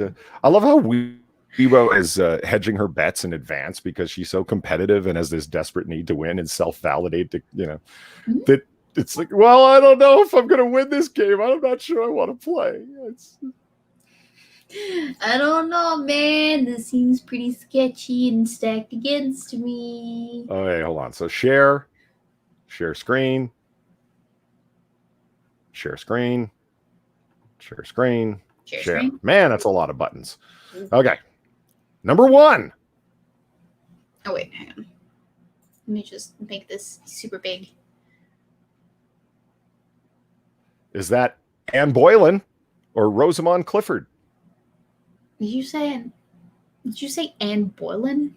Boleyn. Anne Boleyn. It's pronounced Anne Boleyn, and that's Anne Boleyn, I believe. Boleyn? I'm going to go with Anne Boleyn. You think so? Yes. But she still has her head on. Clearly it's not. There was a time in her life when she actually had a head attached to her neck. Like, did she? Yeah. She didn't just walk around without a head for her entire life. Believe it or not. Oh, look at that. You know what gave it away? The neck ruffles. Correct. The most controversial sister in England. What? Oh, yeah, because the reason why she was executed, because it was rumored, I believe it was Henry VIII that started the rumor, but he spread the rumor that she was actually doing the diddly with her brother. Well, I mean, I know one of the charges against her was incest. Is that what they're referencing there? Mm-hmm. I think so. But I mean, she was beheaded for high treason. I thought that was just an... Yeah, it's treasonous for the queen to cheat on her husband. Oh, yeah, but right, connection made. Fair enough. Well, yeah, are you happy? You started the English Revolution, you fuck. Okay, next. Who would this woman be? Anne Boney or Jeanne d'Arc? Cool picture, either way. That's Joan of Arc. That's not Anne Bonny. Anne Bonny was a pirate. Joan of Arc was... I like the painting, though. I do like it, too. Plus, she's not wielding the correct sword style to be a pirate. She is wielding the correct sword style to be a how do you say, warrior for Jesus. Yeah, she was pretty hardcore. And it's like, correct. Oh yeah. Probably just one of the greatest women in history. I'm not liking this person's little comments at the bottom. This is who are you? Carla Salas, you're failing. You're I failing. wish they would give us a little like history tidbit on who it is that they're right. telling us about. That would actually be really cool. Just a few sentences, right? Yeah, because that doesn't tell me anything about Joan of Arc at all. It's just probably just one of the greatest women in history. Why? Okay, why? Make your case. I'm listening. All right. Okay, maybe this one is tricky. Auguste Comte or Galileo Galilei? Galileo. Correct. The guy that established the scientific method, he's the one. Yeah, right. He did no. Yeah, you're failing. Rough. Really? Napoleon Bonaparte? I don't know. Or Louis XVI? It's Napoleon Bonaparte. Yeah. The shoulder tassels gives it away pretty heavily. Yeah. The renowned French emperor. Yeah, he did a few things before that, but yeah, okay. Yeah, he was kind of responsible for a lot of military efforts, but let's just ignore one that or two in favor of his emperor status. Oh, speaking of Henry VIII. Yeah. All right, that's our Henry. I don't see, and I don't like this painting. So let's just follow his arm, shall we? Here's his arm. His elbow's about here. Okay. Arm goes up, so his shoulder's right about here. Wait, what?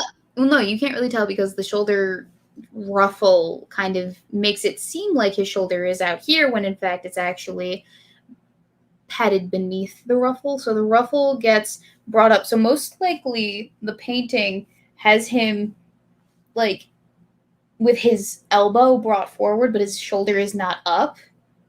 Bear to bear says copper cab. Yeah. Right? Works. Now, I'm just saying, like, so you got the one shoulder over here. Okay, let's see, he's a broad-shouldered man, which means his other shoulder would be here. Okay, look, what your arm would have to go up, not out like this. I think he's just jutting his shoulder, his like elbow out exceptionally forward. Oh, he's jutting, all right. He is jutting. There, or maybe I love how he's holding on to his gloves. Like, why? Maybe the incest got to him and he just has this weird janky looking body. Maybe that's why he had to keep marrying different women. Correct. The great king of England. Couldn't get off to him or whatever. All right. Who is this? What? The great English poet, actor, and playwright. The great English poet, actor, and playwright. What? Excuse me? How am I supposed to answer this? You are failing. Oh my God. This is awful. All right. Yes, the answer is yes. Yeah, the answer is yes. But correct. The great English poet, actor, and playwright. Okay. Okay. Well. Do you think they just fucked this up? Yes, I do. I think they just fucked it up when they're HTMLing the quiz. Yeah. Continue. Well, does he look familiar? Sigmund Freud or Charles Darwin? Darwin. Yeah, that's clearly Darwin. The only one that believed we had evolved. What? The only one. No. Yeah. No. Only what? The only person that believed. The only parakeet in a field of daisies who believed. But that's not even close to being true. Shh. I mean, even if you disregard Lamarckianism, it's not even close to being true. All right, whatever. Don't worry about it. You're thinking too much about this. Is this Da Vinci? Oh, come Picasso? On, Leonardo da Vinci. He's got too many ears to be Pablo Picasso. It could be Picasso. Doesn't he look? This guy looks like he had Picasso was famous and got mad bitches. No. Picasso was a ginger and he had shorter hair than Leonardo da Vinci. So this is Leonardo da Vinci. I don't know. This guy looks like he was getting mad ass. No, Pablo Picasso died before he could be white haired. Yes, the genius that knew how to do everything, except finish the majority of his works or actually make something fly or moving on. Hang on. Why are you calling me out like that? Her hair is unforgettable. Is this foreign or foreign? I'm going to go with the first foreign because this is a wild guess. Indira Gandhi or Sarla Thakral? Yeah, Indira Gandhi. I'm not gonna lie, that is some great hair. Like that's pretty rocking. Yeah. Indira Gandhi. Did it not click? There we go. Correct. The renowned Prime Minister of India. India. Really good at this game. Only like 2 of them have been guesses.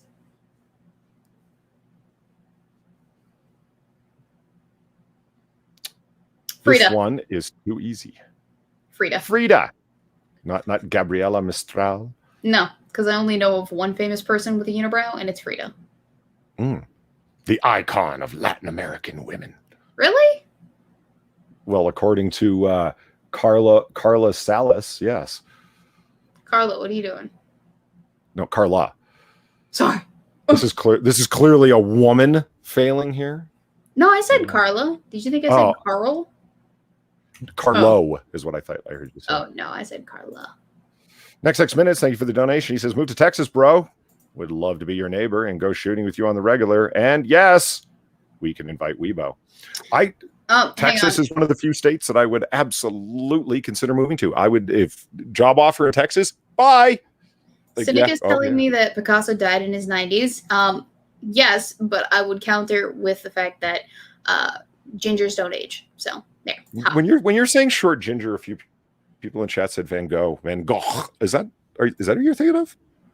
Like Picasso, like the bald womanizer is who I'm thinking of. Oh my God, I got my painters mixed up. You're right. Okay. I meant Van Gogh.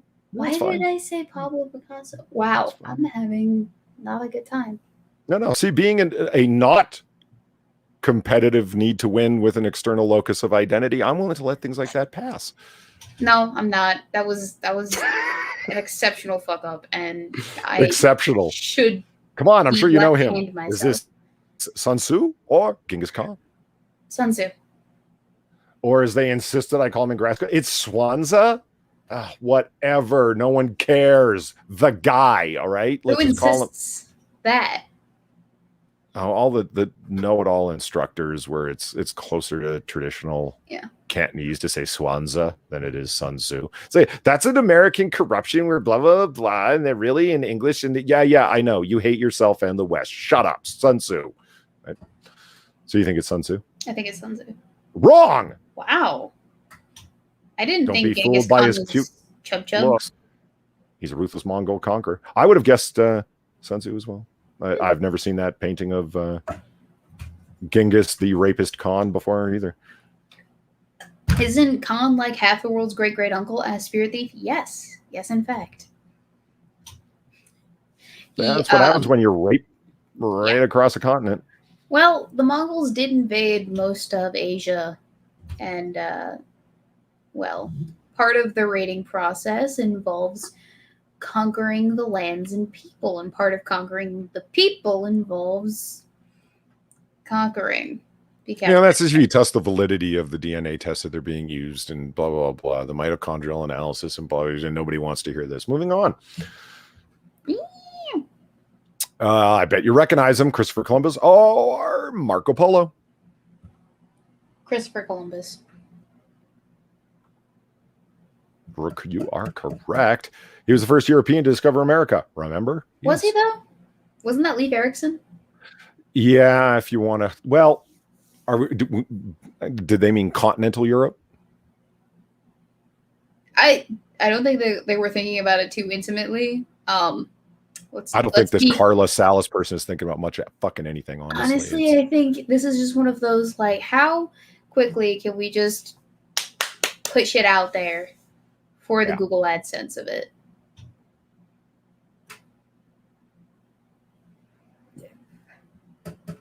Norway is on the continent, says Snow Pilot.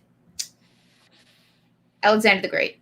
Yeah, nobody really considers them continental, though. At least I. Let me put it differently.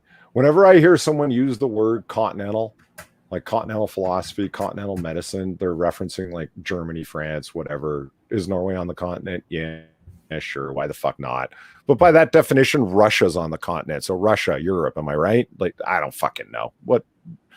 I don't care. So you're going Alexander the Great? Not Marcus Aurelius? No, he doesn't look very. No, this doesn't look like a philosophical emperor to you. No. No, this is very patently Macedonian art style. Alexander the Great, the one the one in the movie with Angelina Jolie. That's hilarious. Plus, I've already seen this picture before, so. Is this Getty Corey or Marie Curie? I don't even know who Getty Corey is, so let's go with Marie Curie. But she's not covered in radiation burns. And she has all her hair. Yes, and? Okay. Correct. You trying to make me the scientific who lost her life due to her work in the field of radioactivity. Yeah, she's in the beginning stages of radioactive poisoning or whatever it is that it's called. Duh. I'm enjoying this game because I'm doing better than I thought I was. I just like the scientific. Is this like the new phrase? The way that scientific people that paint or sculpt are called creatives. I think hate there that was so much. Next to zero thought put into this after the initial effort.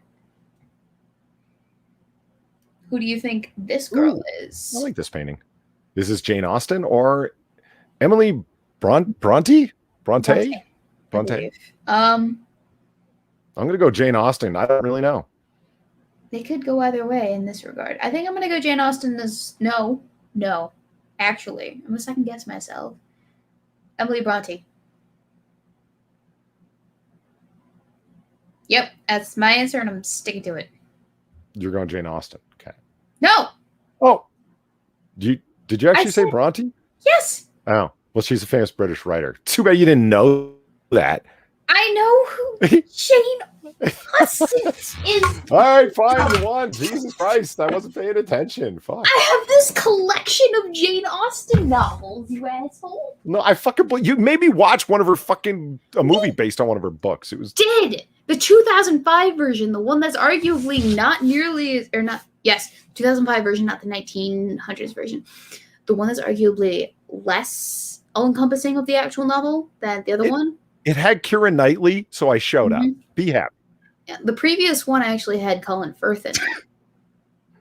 I love Colin Firth, but Keira Knightley's hot, and Colin Firth is just cool. And there's the one deviation that they did in that version was Colin Firth in this white cotton or linen shirt. I can't tell which because it's in my brain, but he's just wearing this shirt and some loafers or whatever, or not loafers, the really tight knee length pants with the socks and the shoes or whatever. And he takes off his shoes and he goes and he dives into this pond on Pemberley, in the manor's grounds. And he comes up and you can see his white shirt is wet and the outline of his torso, and it's yes. I think I see where you're going with this. Yeah. Yep. Gil Cotto's here. How's it going? And Spirit Thief. And Kiev is here. Hey, how's it going?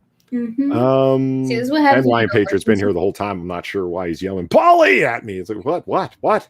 Because you fucked with my my answer. Oh, is that why? Okay. I guess maybe. Okay, so what did Emily Compte write?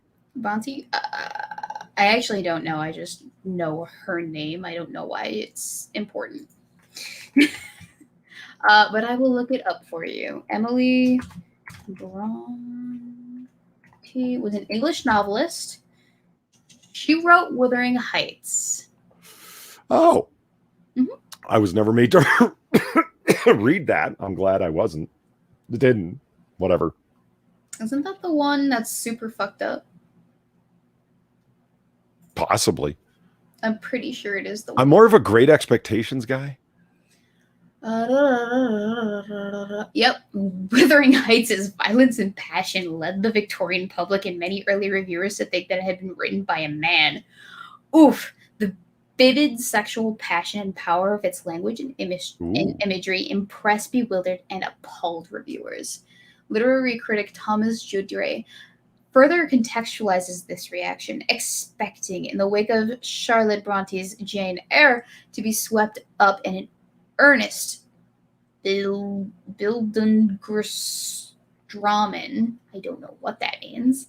They were instead shocked and confounded by a tale of unchecked primal passions, replete with savage cruelty and outright barbarism. Well, that sounds like a fun read. You know what? I might make some room on my docket to read Wuthering Heights. It's like, oh, no, shit. Wuthering Heights. Hell yeah. Savage passion. There might be throbbing members in it. No. Yeah. Primal passion, savage cruelty, outright barbarism. Oh, Marie Antoinette. Yeah. Straight up. So.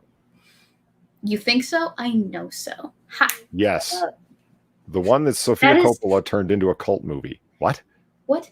Sofia Coppola made a movie about Marie Antoinette? I guess. But no, this is a very famous image of Marie Antoinette in all of the museums, especially the... Oh, what is it called?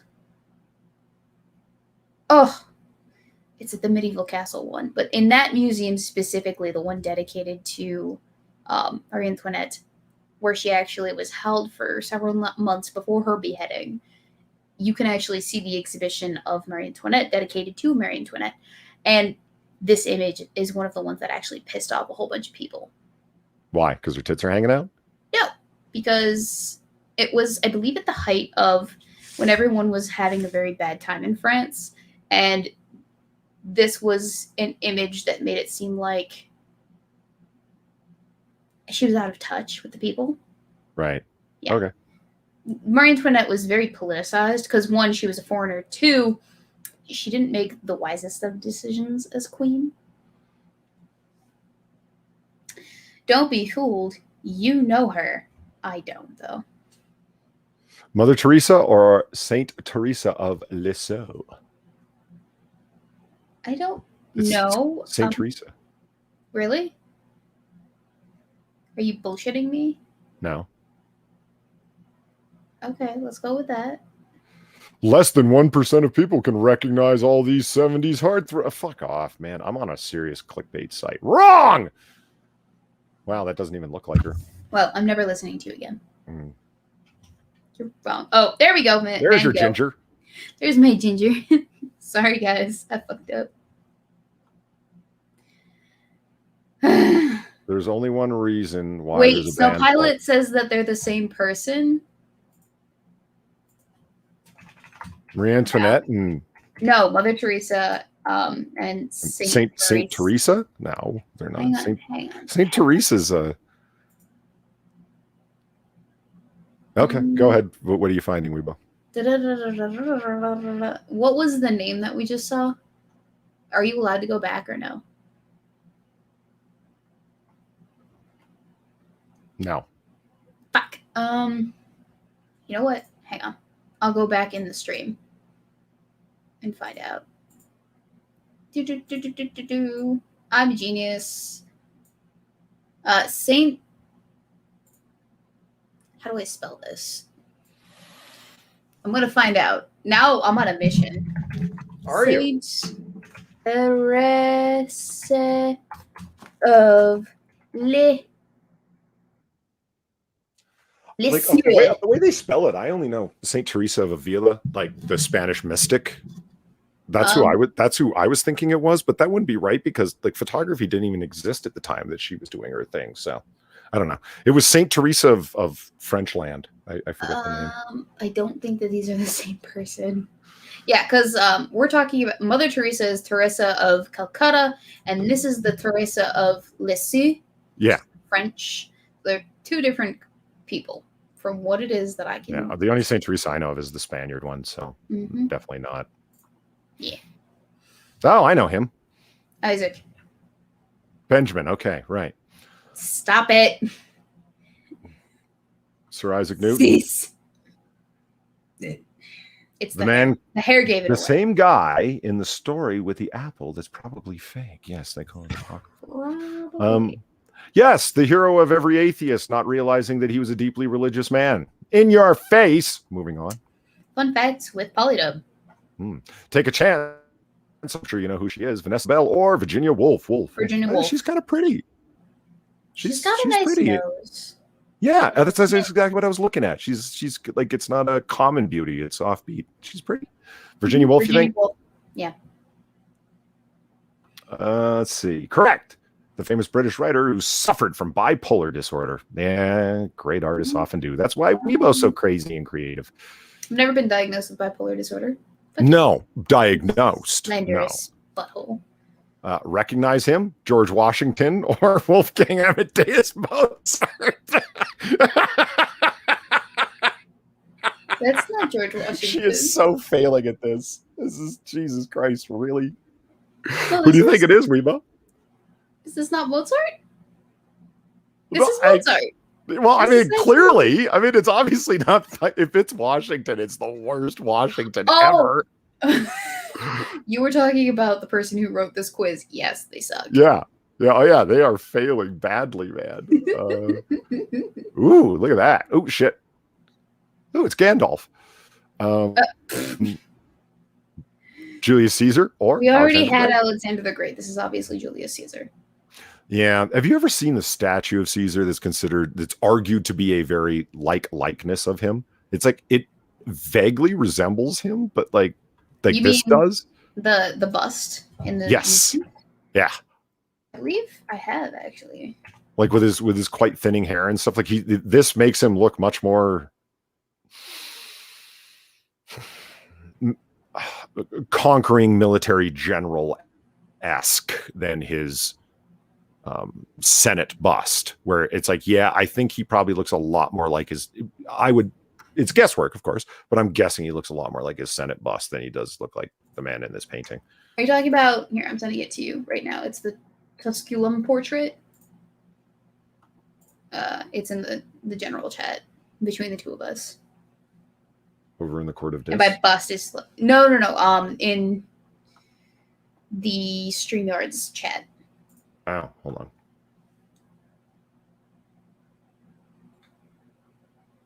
If you ever get a chance, ladies and gentlemen, you should absolutely look into Roman history, specifically surrounding that of Julius Caesar, because it's super fascinating, especially that of the triumvirate. Like, I'm not a Romanist by any stretch of the imagination. I'm more of a Greek history type of gal, but super interesting. Okay. Especially everything to do with the political sphere surrounding Rome, because the way that it's described, it's kind of hilarious. As interesting as I do find Caesar's fights with the Senate and Caesar's career, to me, is the most interesting part. Like buying his way, maneuvering his way into the high priest, the Pontifex Maximus, whatever position, because of the prestige that it brings and how the way he was a competing political general. There he is out in Gaul, conquering hero, sending back, supposed conquering hero, sending back his war stories, and but subject to arrest upon return immediately. And then what is he going to do when he comes back? And it's a surrender your legions, and that's the part of that period that I find interesting in terms of like the vying politics and everything. It was after Caesar's assassination, to me, that things really got interesting. The fight between the pro-Caesar people and the anti-Caesar people. Yeah, and the anti-Caesarites and what's his name's great speech, "I come to bury Caesar," and so forth. It's that's when shit. The battle of I just would call it the Battle of Antietam. No, not the American Civil War. The Battle of Actium. Moving along. Yeah, that's where the interest really happens for me, because there's so many more figures fighting. Andreas Bello or Simon Bolivar. I don't know at all. I'm That just gonna take thingamajigger on his chest looks French, so I'd go with the Simon guy. That's how I'm helping. Andres is also a French name. Yeah, and Bolivar sounds very Spaniard. So I don't. Yeah, I'm all the way the fuck off. So I got no idea. I'm gonna go with Andres Bello because the sideburns are giving me a very Andres vibe. No, that's good. I like that. Okay, let's go. Where's the? There we go. Andreas. Oh, I was wrong. Rough. The man fought for America's freedom from Spain. I want to determine if Andres is Spanish or French now. He was a diplomat. Oh, he's from Venezuela. Or no, he studied in Venezuela. He's born in Caracas, Venezuela. And he died in Santiago, Chile. Okay, cool. Cool beans. Continue on. Oh, it's pronounced Bayo because of the double L. Who do you think he is? Aristotle or Homer? Aristotle. You think that's Aristotle? Yes. And he doesn't look Homerianly blind to you. Let me explain why. Okay. Well, actually, part of that is because obviously he's writing. So, like, Homer was blind, if I'm not mistaken, right? So, how can you expect a blind epic poet speaker to write his epic poems? Plus, if I think he could. Look, he's looking off into space because he doesn't need to look, and he's scratching on a clay tablet or something. What? It's Aristotle. Okay, I mean it could be. I'm just saying. It's so you're going Aristotle. I don't think he's got the long curly beard like in so many busts, but let's find out. Oh, you were right. Oh, look at that! I'm fantastic. Just a great Greek philosopher. Mm-hmm. Yes, he was. And whose teacher, according to legend, was he? Who? No. Certain Macedonian. Hang on. If I say Plato, are you going to yell at me? No, he was Plato was his teacher, not the other way around. Okay. Then I Macedonian, I said, not Athenian. Sorry. Okay, so that's right, Alexander the Great. Aristotle, Oh. Wait, then who was Socrates' teacher? Who knows? The world. This is Mark Twain. Yeah, it really is. I can tell by the eyebrows and the mustache. Really? I don't know. Looks a lot like gives me a Mark Twain Uncle vibe. Walt. No.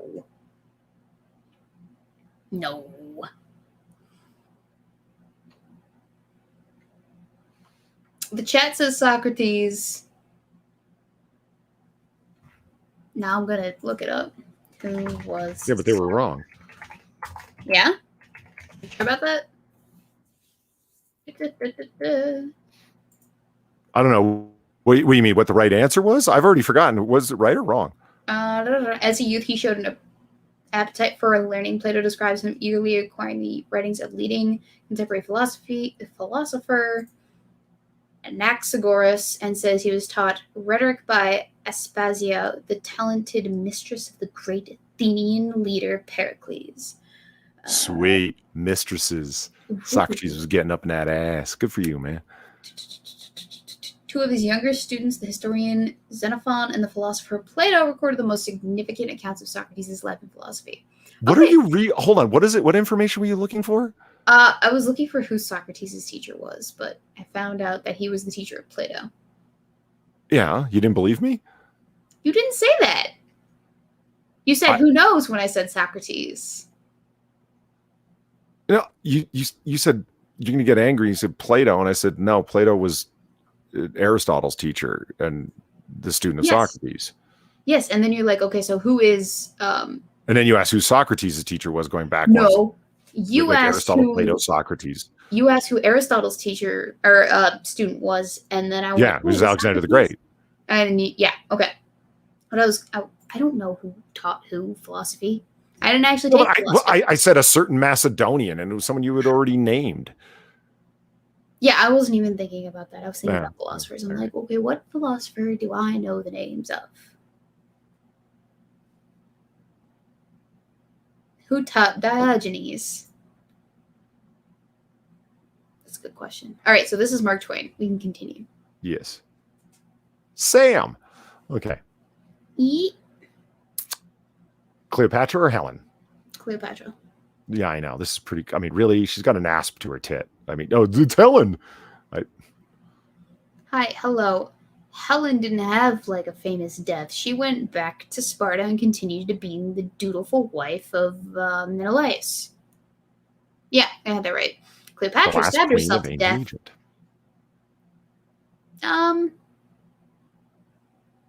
No. Doesn't matter. Moving on. And she's white, so it's obviously, oh, God, so historically inaccurate. So, is this Andre Gustave Eiffel or Michelangelo Foreign? Alexandre Gustave Eiffel. You think it's Eiffel? Eiffel. Yeah. Wrong! What? What? Just an architect that practically designed all of Rome. Is it really? Yeah, Michelangelo. Yeah, Michelangelo. Like Michelangelo, you know. Like the Michelangelo. That's the one. You know, it's funny. He just practically designed all of Rome. Michelangelo did not. Okay, whatever. Moving on. Okay. Yeah, Sorry. so that basically sucked. I got 22 out of 27. Actually, 23 out of 27 because you answered incorrectly on one of those for me. So Were you actually counting? I didn't even think to count. no, it counted. It tallied right below. Where does it say that? Scroll. Does it? Yes. Oh yeah. Okay. Yeah. Learn your Teenage Mutant Ninja Turtles, Weebo. I never actually watched TMNT as a kid, so No.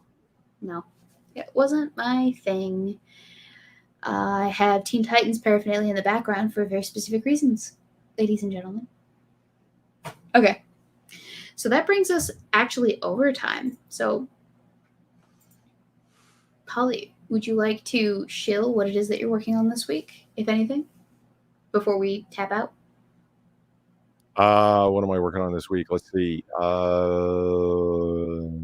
got a new job, a new research contract, so I'm going to be doing a fuck ton of that. I've got, well, definitely on Wednesday over on my channel is the AAA stream. Yay! And tomorrow, of course, because it's Monday, we'll be over on Drunkle's channel, 5:30 Eastern, 5:30 a.m. on Christmas Island. Don't miss it.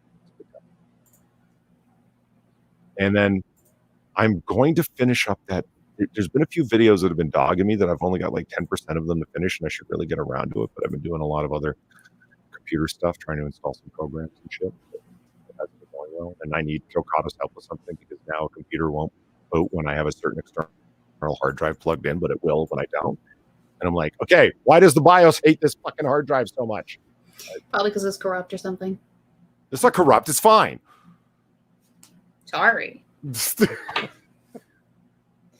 Okay. Did you try to connect it to a different computer to see if it worked? Yes, and it does. Okay, then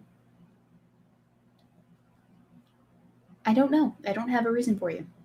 Off the top It's of my weird though, right? Because like after it's booted, I will plug that hard drive in and it runs fine. Mm-hmm. The only problem is the computer won't boot if that hard drive is plugged in. Why? I don't know. But if you plug it in after it's booted. But it will work fine after it's booted, yes. And it'll shut down fine. It's not that particular USB port either because I've tried multiples. You get, I thought maybe the BIOS is trying to launch off of that drive. I went into the BIOS and checked and no, it's launching off of the correct M2 NVMe boot drive. Auto says it's probably because it's higher in your boot sequence. I would have a check. I would have a look at your boot sequence in that case. Because you can't adjust what boots up in what interval. It seemed like the proper M2 NVMe was identified as the number one booter. Yeah, I would but then again, I don't really know these things too well. The BIOS scares me. It's weird colors. I and know, 80s. right? It looks so weird, and it feels like, I don't know, like the command central of your computer, and if you touch one wrong button, everything goes to shit. Exactly. And I was saying this to Gokado before when he was having me update the BIOS and look around in there for some other stuff, and he's laughing at me like, whatever, man. Well, because like we're all familiar with the Windows OS, but every BIOS is different because every like motherboard company makes its own BIOS, and it's scary. Oh gosh, I shouldn't be saying this as an actual like verified software engineer, but I am straight up. It's terrifying to me. It was the most intimidating thing about creating building my computer was dealing with the BIOS.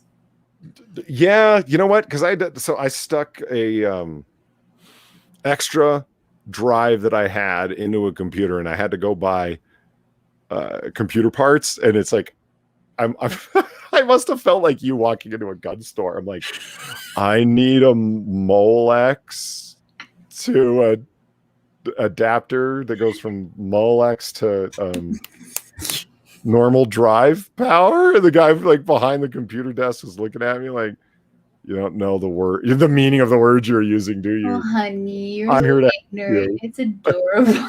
Yeah, but I got what I needed, and I plugged it all in myself, and I made it work. Damn it! Gosh darn it! Yeah.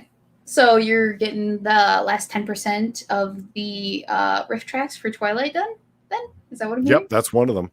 There's that one, and then there's the top 12 things that are great about 1942 video that I gotta finish up. Shit, what is the other one? That's the Weebo. We got to record the top 5 guns thing. Yeah. Right. So yeah, but that's not even like 90% done. We haven't even recorded that yet. So. Well, I've done all the hard work. You know what's involved. Yeah. Like, so I just got to show up. Yeah, you just got to be there and be Weebo. That's not hard. No. Fantastic. Mr. Yes says, Polly, do you like riff tracks? I am a huge fan of riff tracks. Riff tracks should be more popular, and I want to get Weebo into them. We should watch the Twilight riff tracks are hilarious, Weebo. Yeah. Yeah. Definitely. What was the other thing? Brad Young asked, any American Psycho readings coming up, Polly? I would really like to get the Audio Technica mic that I've been eyeballing.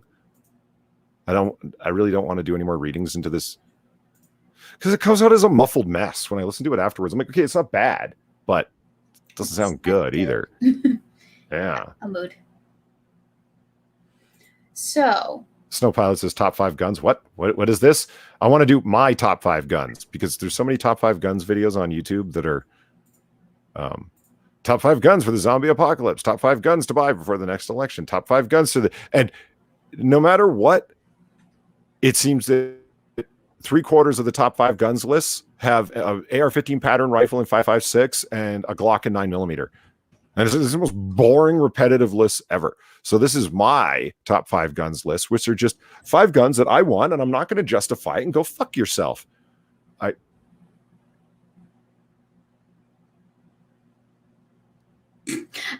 how you get more subs, right? You tell your audience to fuck off a lot. Is that how you do it? Yeah. Yeah, probably. No, I just wanted to do top 5 guns video that was like out of step, where it's like I've had my eye on this gun for a while for my particular idiosyncratic subjective reasons, and here they are. And there's a mixture of stuff.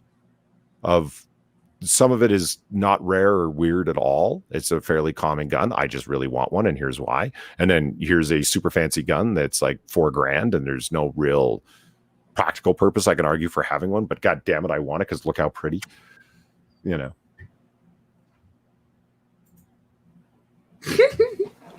What? I don't know. I'm imagining the comments and people putting up their top 5 guns and it being like, I don't know, instead of this big hullabaloo of whose top 5 list is better, it's just like, oh no, I see why it is that you chose this, but here, let me raise you a counter to why this is actually something that you should have in your like top 5 or whatever. Yeah. I can see that happening. Similar to the top whatever women in comics videos. Yeah, the top the top 10 hottest women in the MCU video was not well received by a very small but very angry group of people. Really though? Yeah. So I remember reading the comments and it wasn't that bad. It wasn't. They weren't the comments. It was the DMs that I got over on Twitter. Oh, okay. Yeah, that's different. And I was like, God damn, dude, what does it fucking matter? Was it just one person? No, it was two people that were extremely upset. Oh, pardon me, sir. Sorry. Many N-bombs were used. Wow, harsh. Yeah. All right. So, is there anything else that you're working on? No. I mean, there's all those things, the videos that I want to finish up. There's AAA and I've got a Sweet Noir bar set up. I got to talk to Far and figure out when we're going to do it. Yeah. Yep. Nice. What about you? I actually spent the entire day working on a 10-page script for a video. It's a review of the Windsor police stop, the one where the two officers detain an army lieutenant, second lieutenant, I believe, and then one of them ends up pepper spraying him in the face 4 times. And I go through like the whole 30-minute traffic stop, end to end. And I kind of just rip on all of the people in that scenario that played a role. Because it came out that there is going to be a $1 million lawsuit against the city, I believe, for that traffic stop by the second lieutenant because he claimed excessive force and I believe it was extortion of silence, a violation of his First and Fourth Amendments, and a few other things too.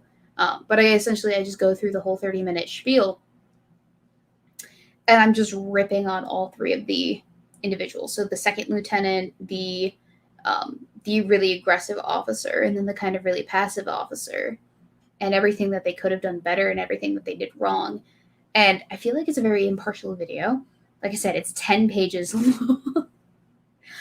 I don't go minute by minute, but I do go issue by issue. So wherever it is that I feel like there needs to be something that's said, I address it and then I move on.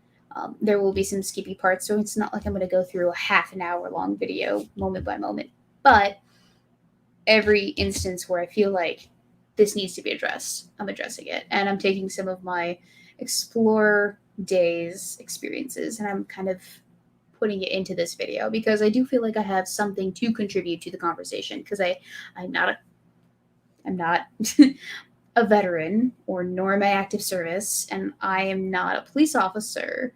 So I feel like I have a very middle of the road perspective when it comes to this because you either get people who are pro-police or pro-service or anti-police brutality completely, and there's not really a middling of the road opinion on this, and so I kind of want to give that to the people because I feel like you're either going to get one or the other. It's pro second lieutenant, pro-police, when in fact there was a better way to go about engaging in this situation from all perspectives at different times, and just like what essentially is like a 30+ minute traffic stop should have only lasted about 5 minutes tops, but it didn't.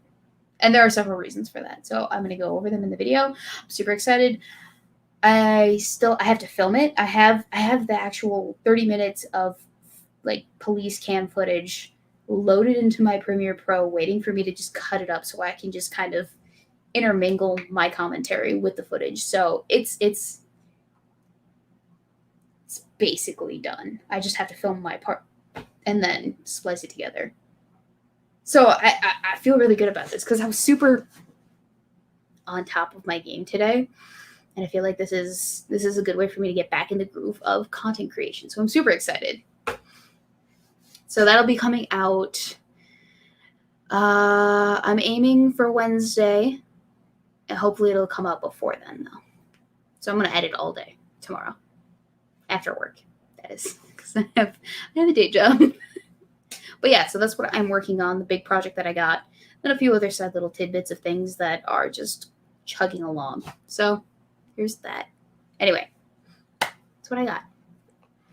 I'm looking forward to that. Interesting subject to take on for a video. Cool. Yeah. So that Hopefully brings it'll be us as to well received as your circumcision video. yeah. Oh, that was I prefer to have them be a little bit more spicy in reception, to be quite frank. I see it going the way of the Kyle Rittenhouse video, which I'm totally fine with. Like, so long as I'm being true to my own principles in a video, I don't care if I lose subs or if I gain subs. It's not about that. It's about giving perspective. Have you seen the shit that I put up on my channel? Yeah, I know all about losing subs. Yeah, it's fun. It's not the end of the world. Yeah. I mean, they're just the reason the channel's even there. Yes. Oh, please. Subs are not your worth. Anyway, ladies and gentlemen, thank you so much for joining us. We are now 20 minutes OT, which, I hope somewhat makes up for the lack of content last week. But either way, I hope you enjoyed this episode of Cocktail Hour. Polly, I hope you had a good time, because I certainly did. Chad, I hope you enjoyed yourselves, and I look forward to whatever it is that we do next week. Yeah. All right. So we are off. Have a good day, everyone. And stuff with the videos and the like and the share and doing the, yeah. Mm-hmm. Thanks so much, everybody, and we'll see you next week. Bye. Bye.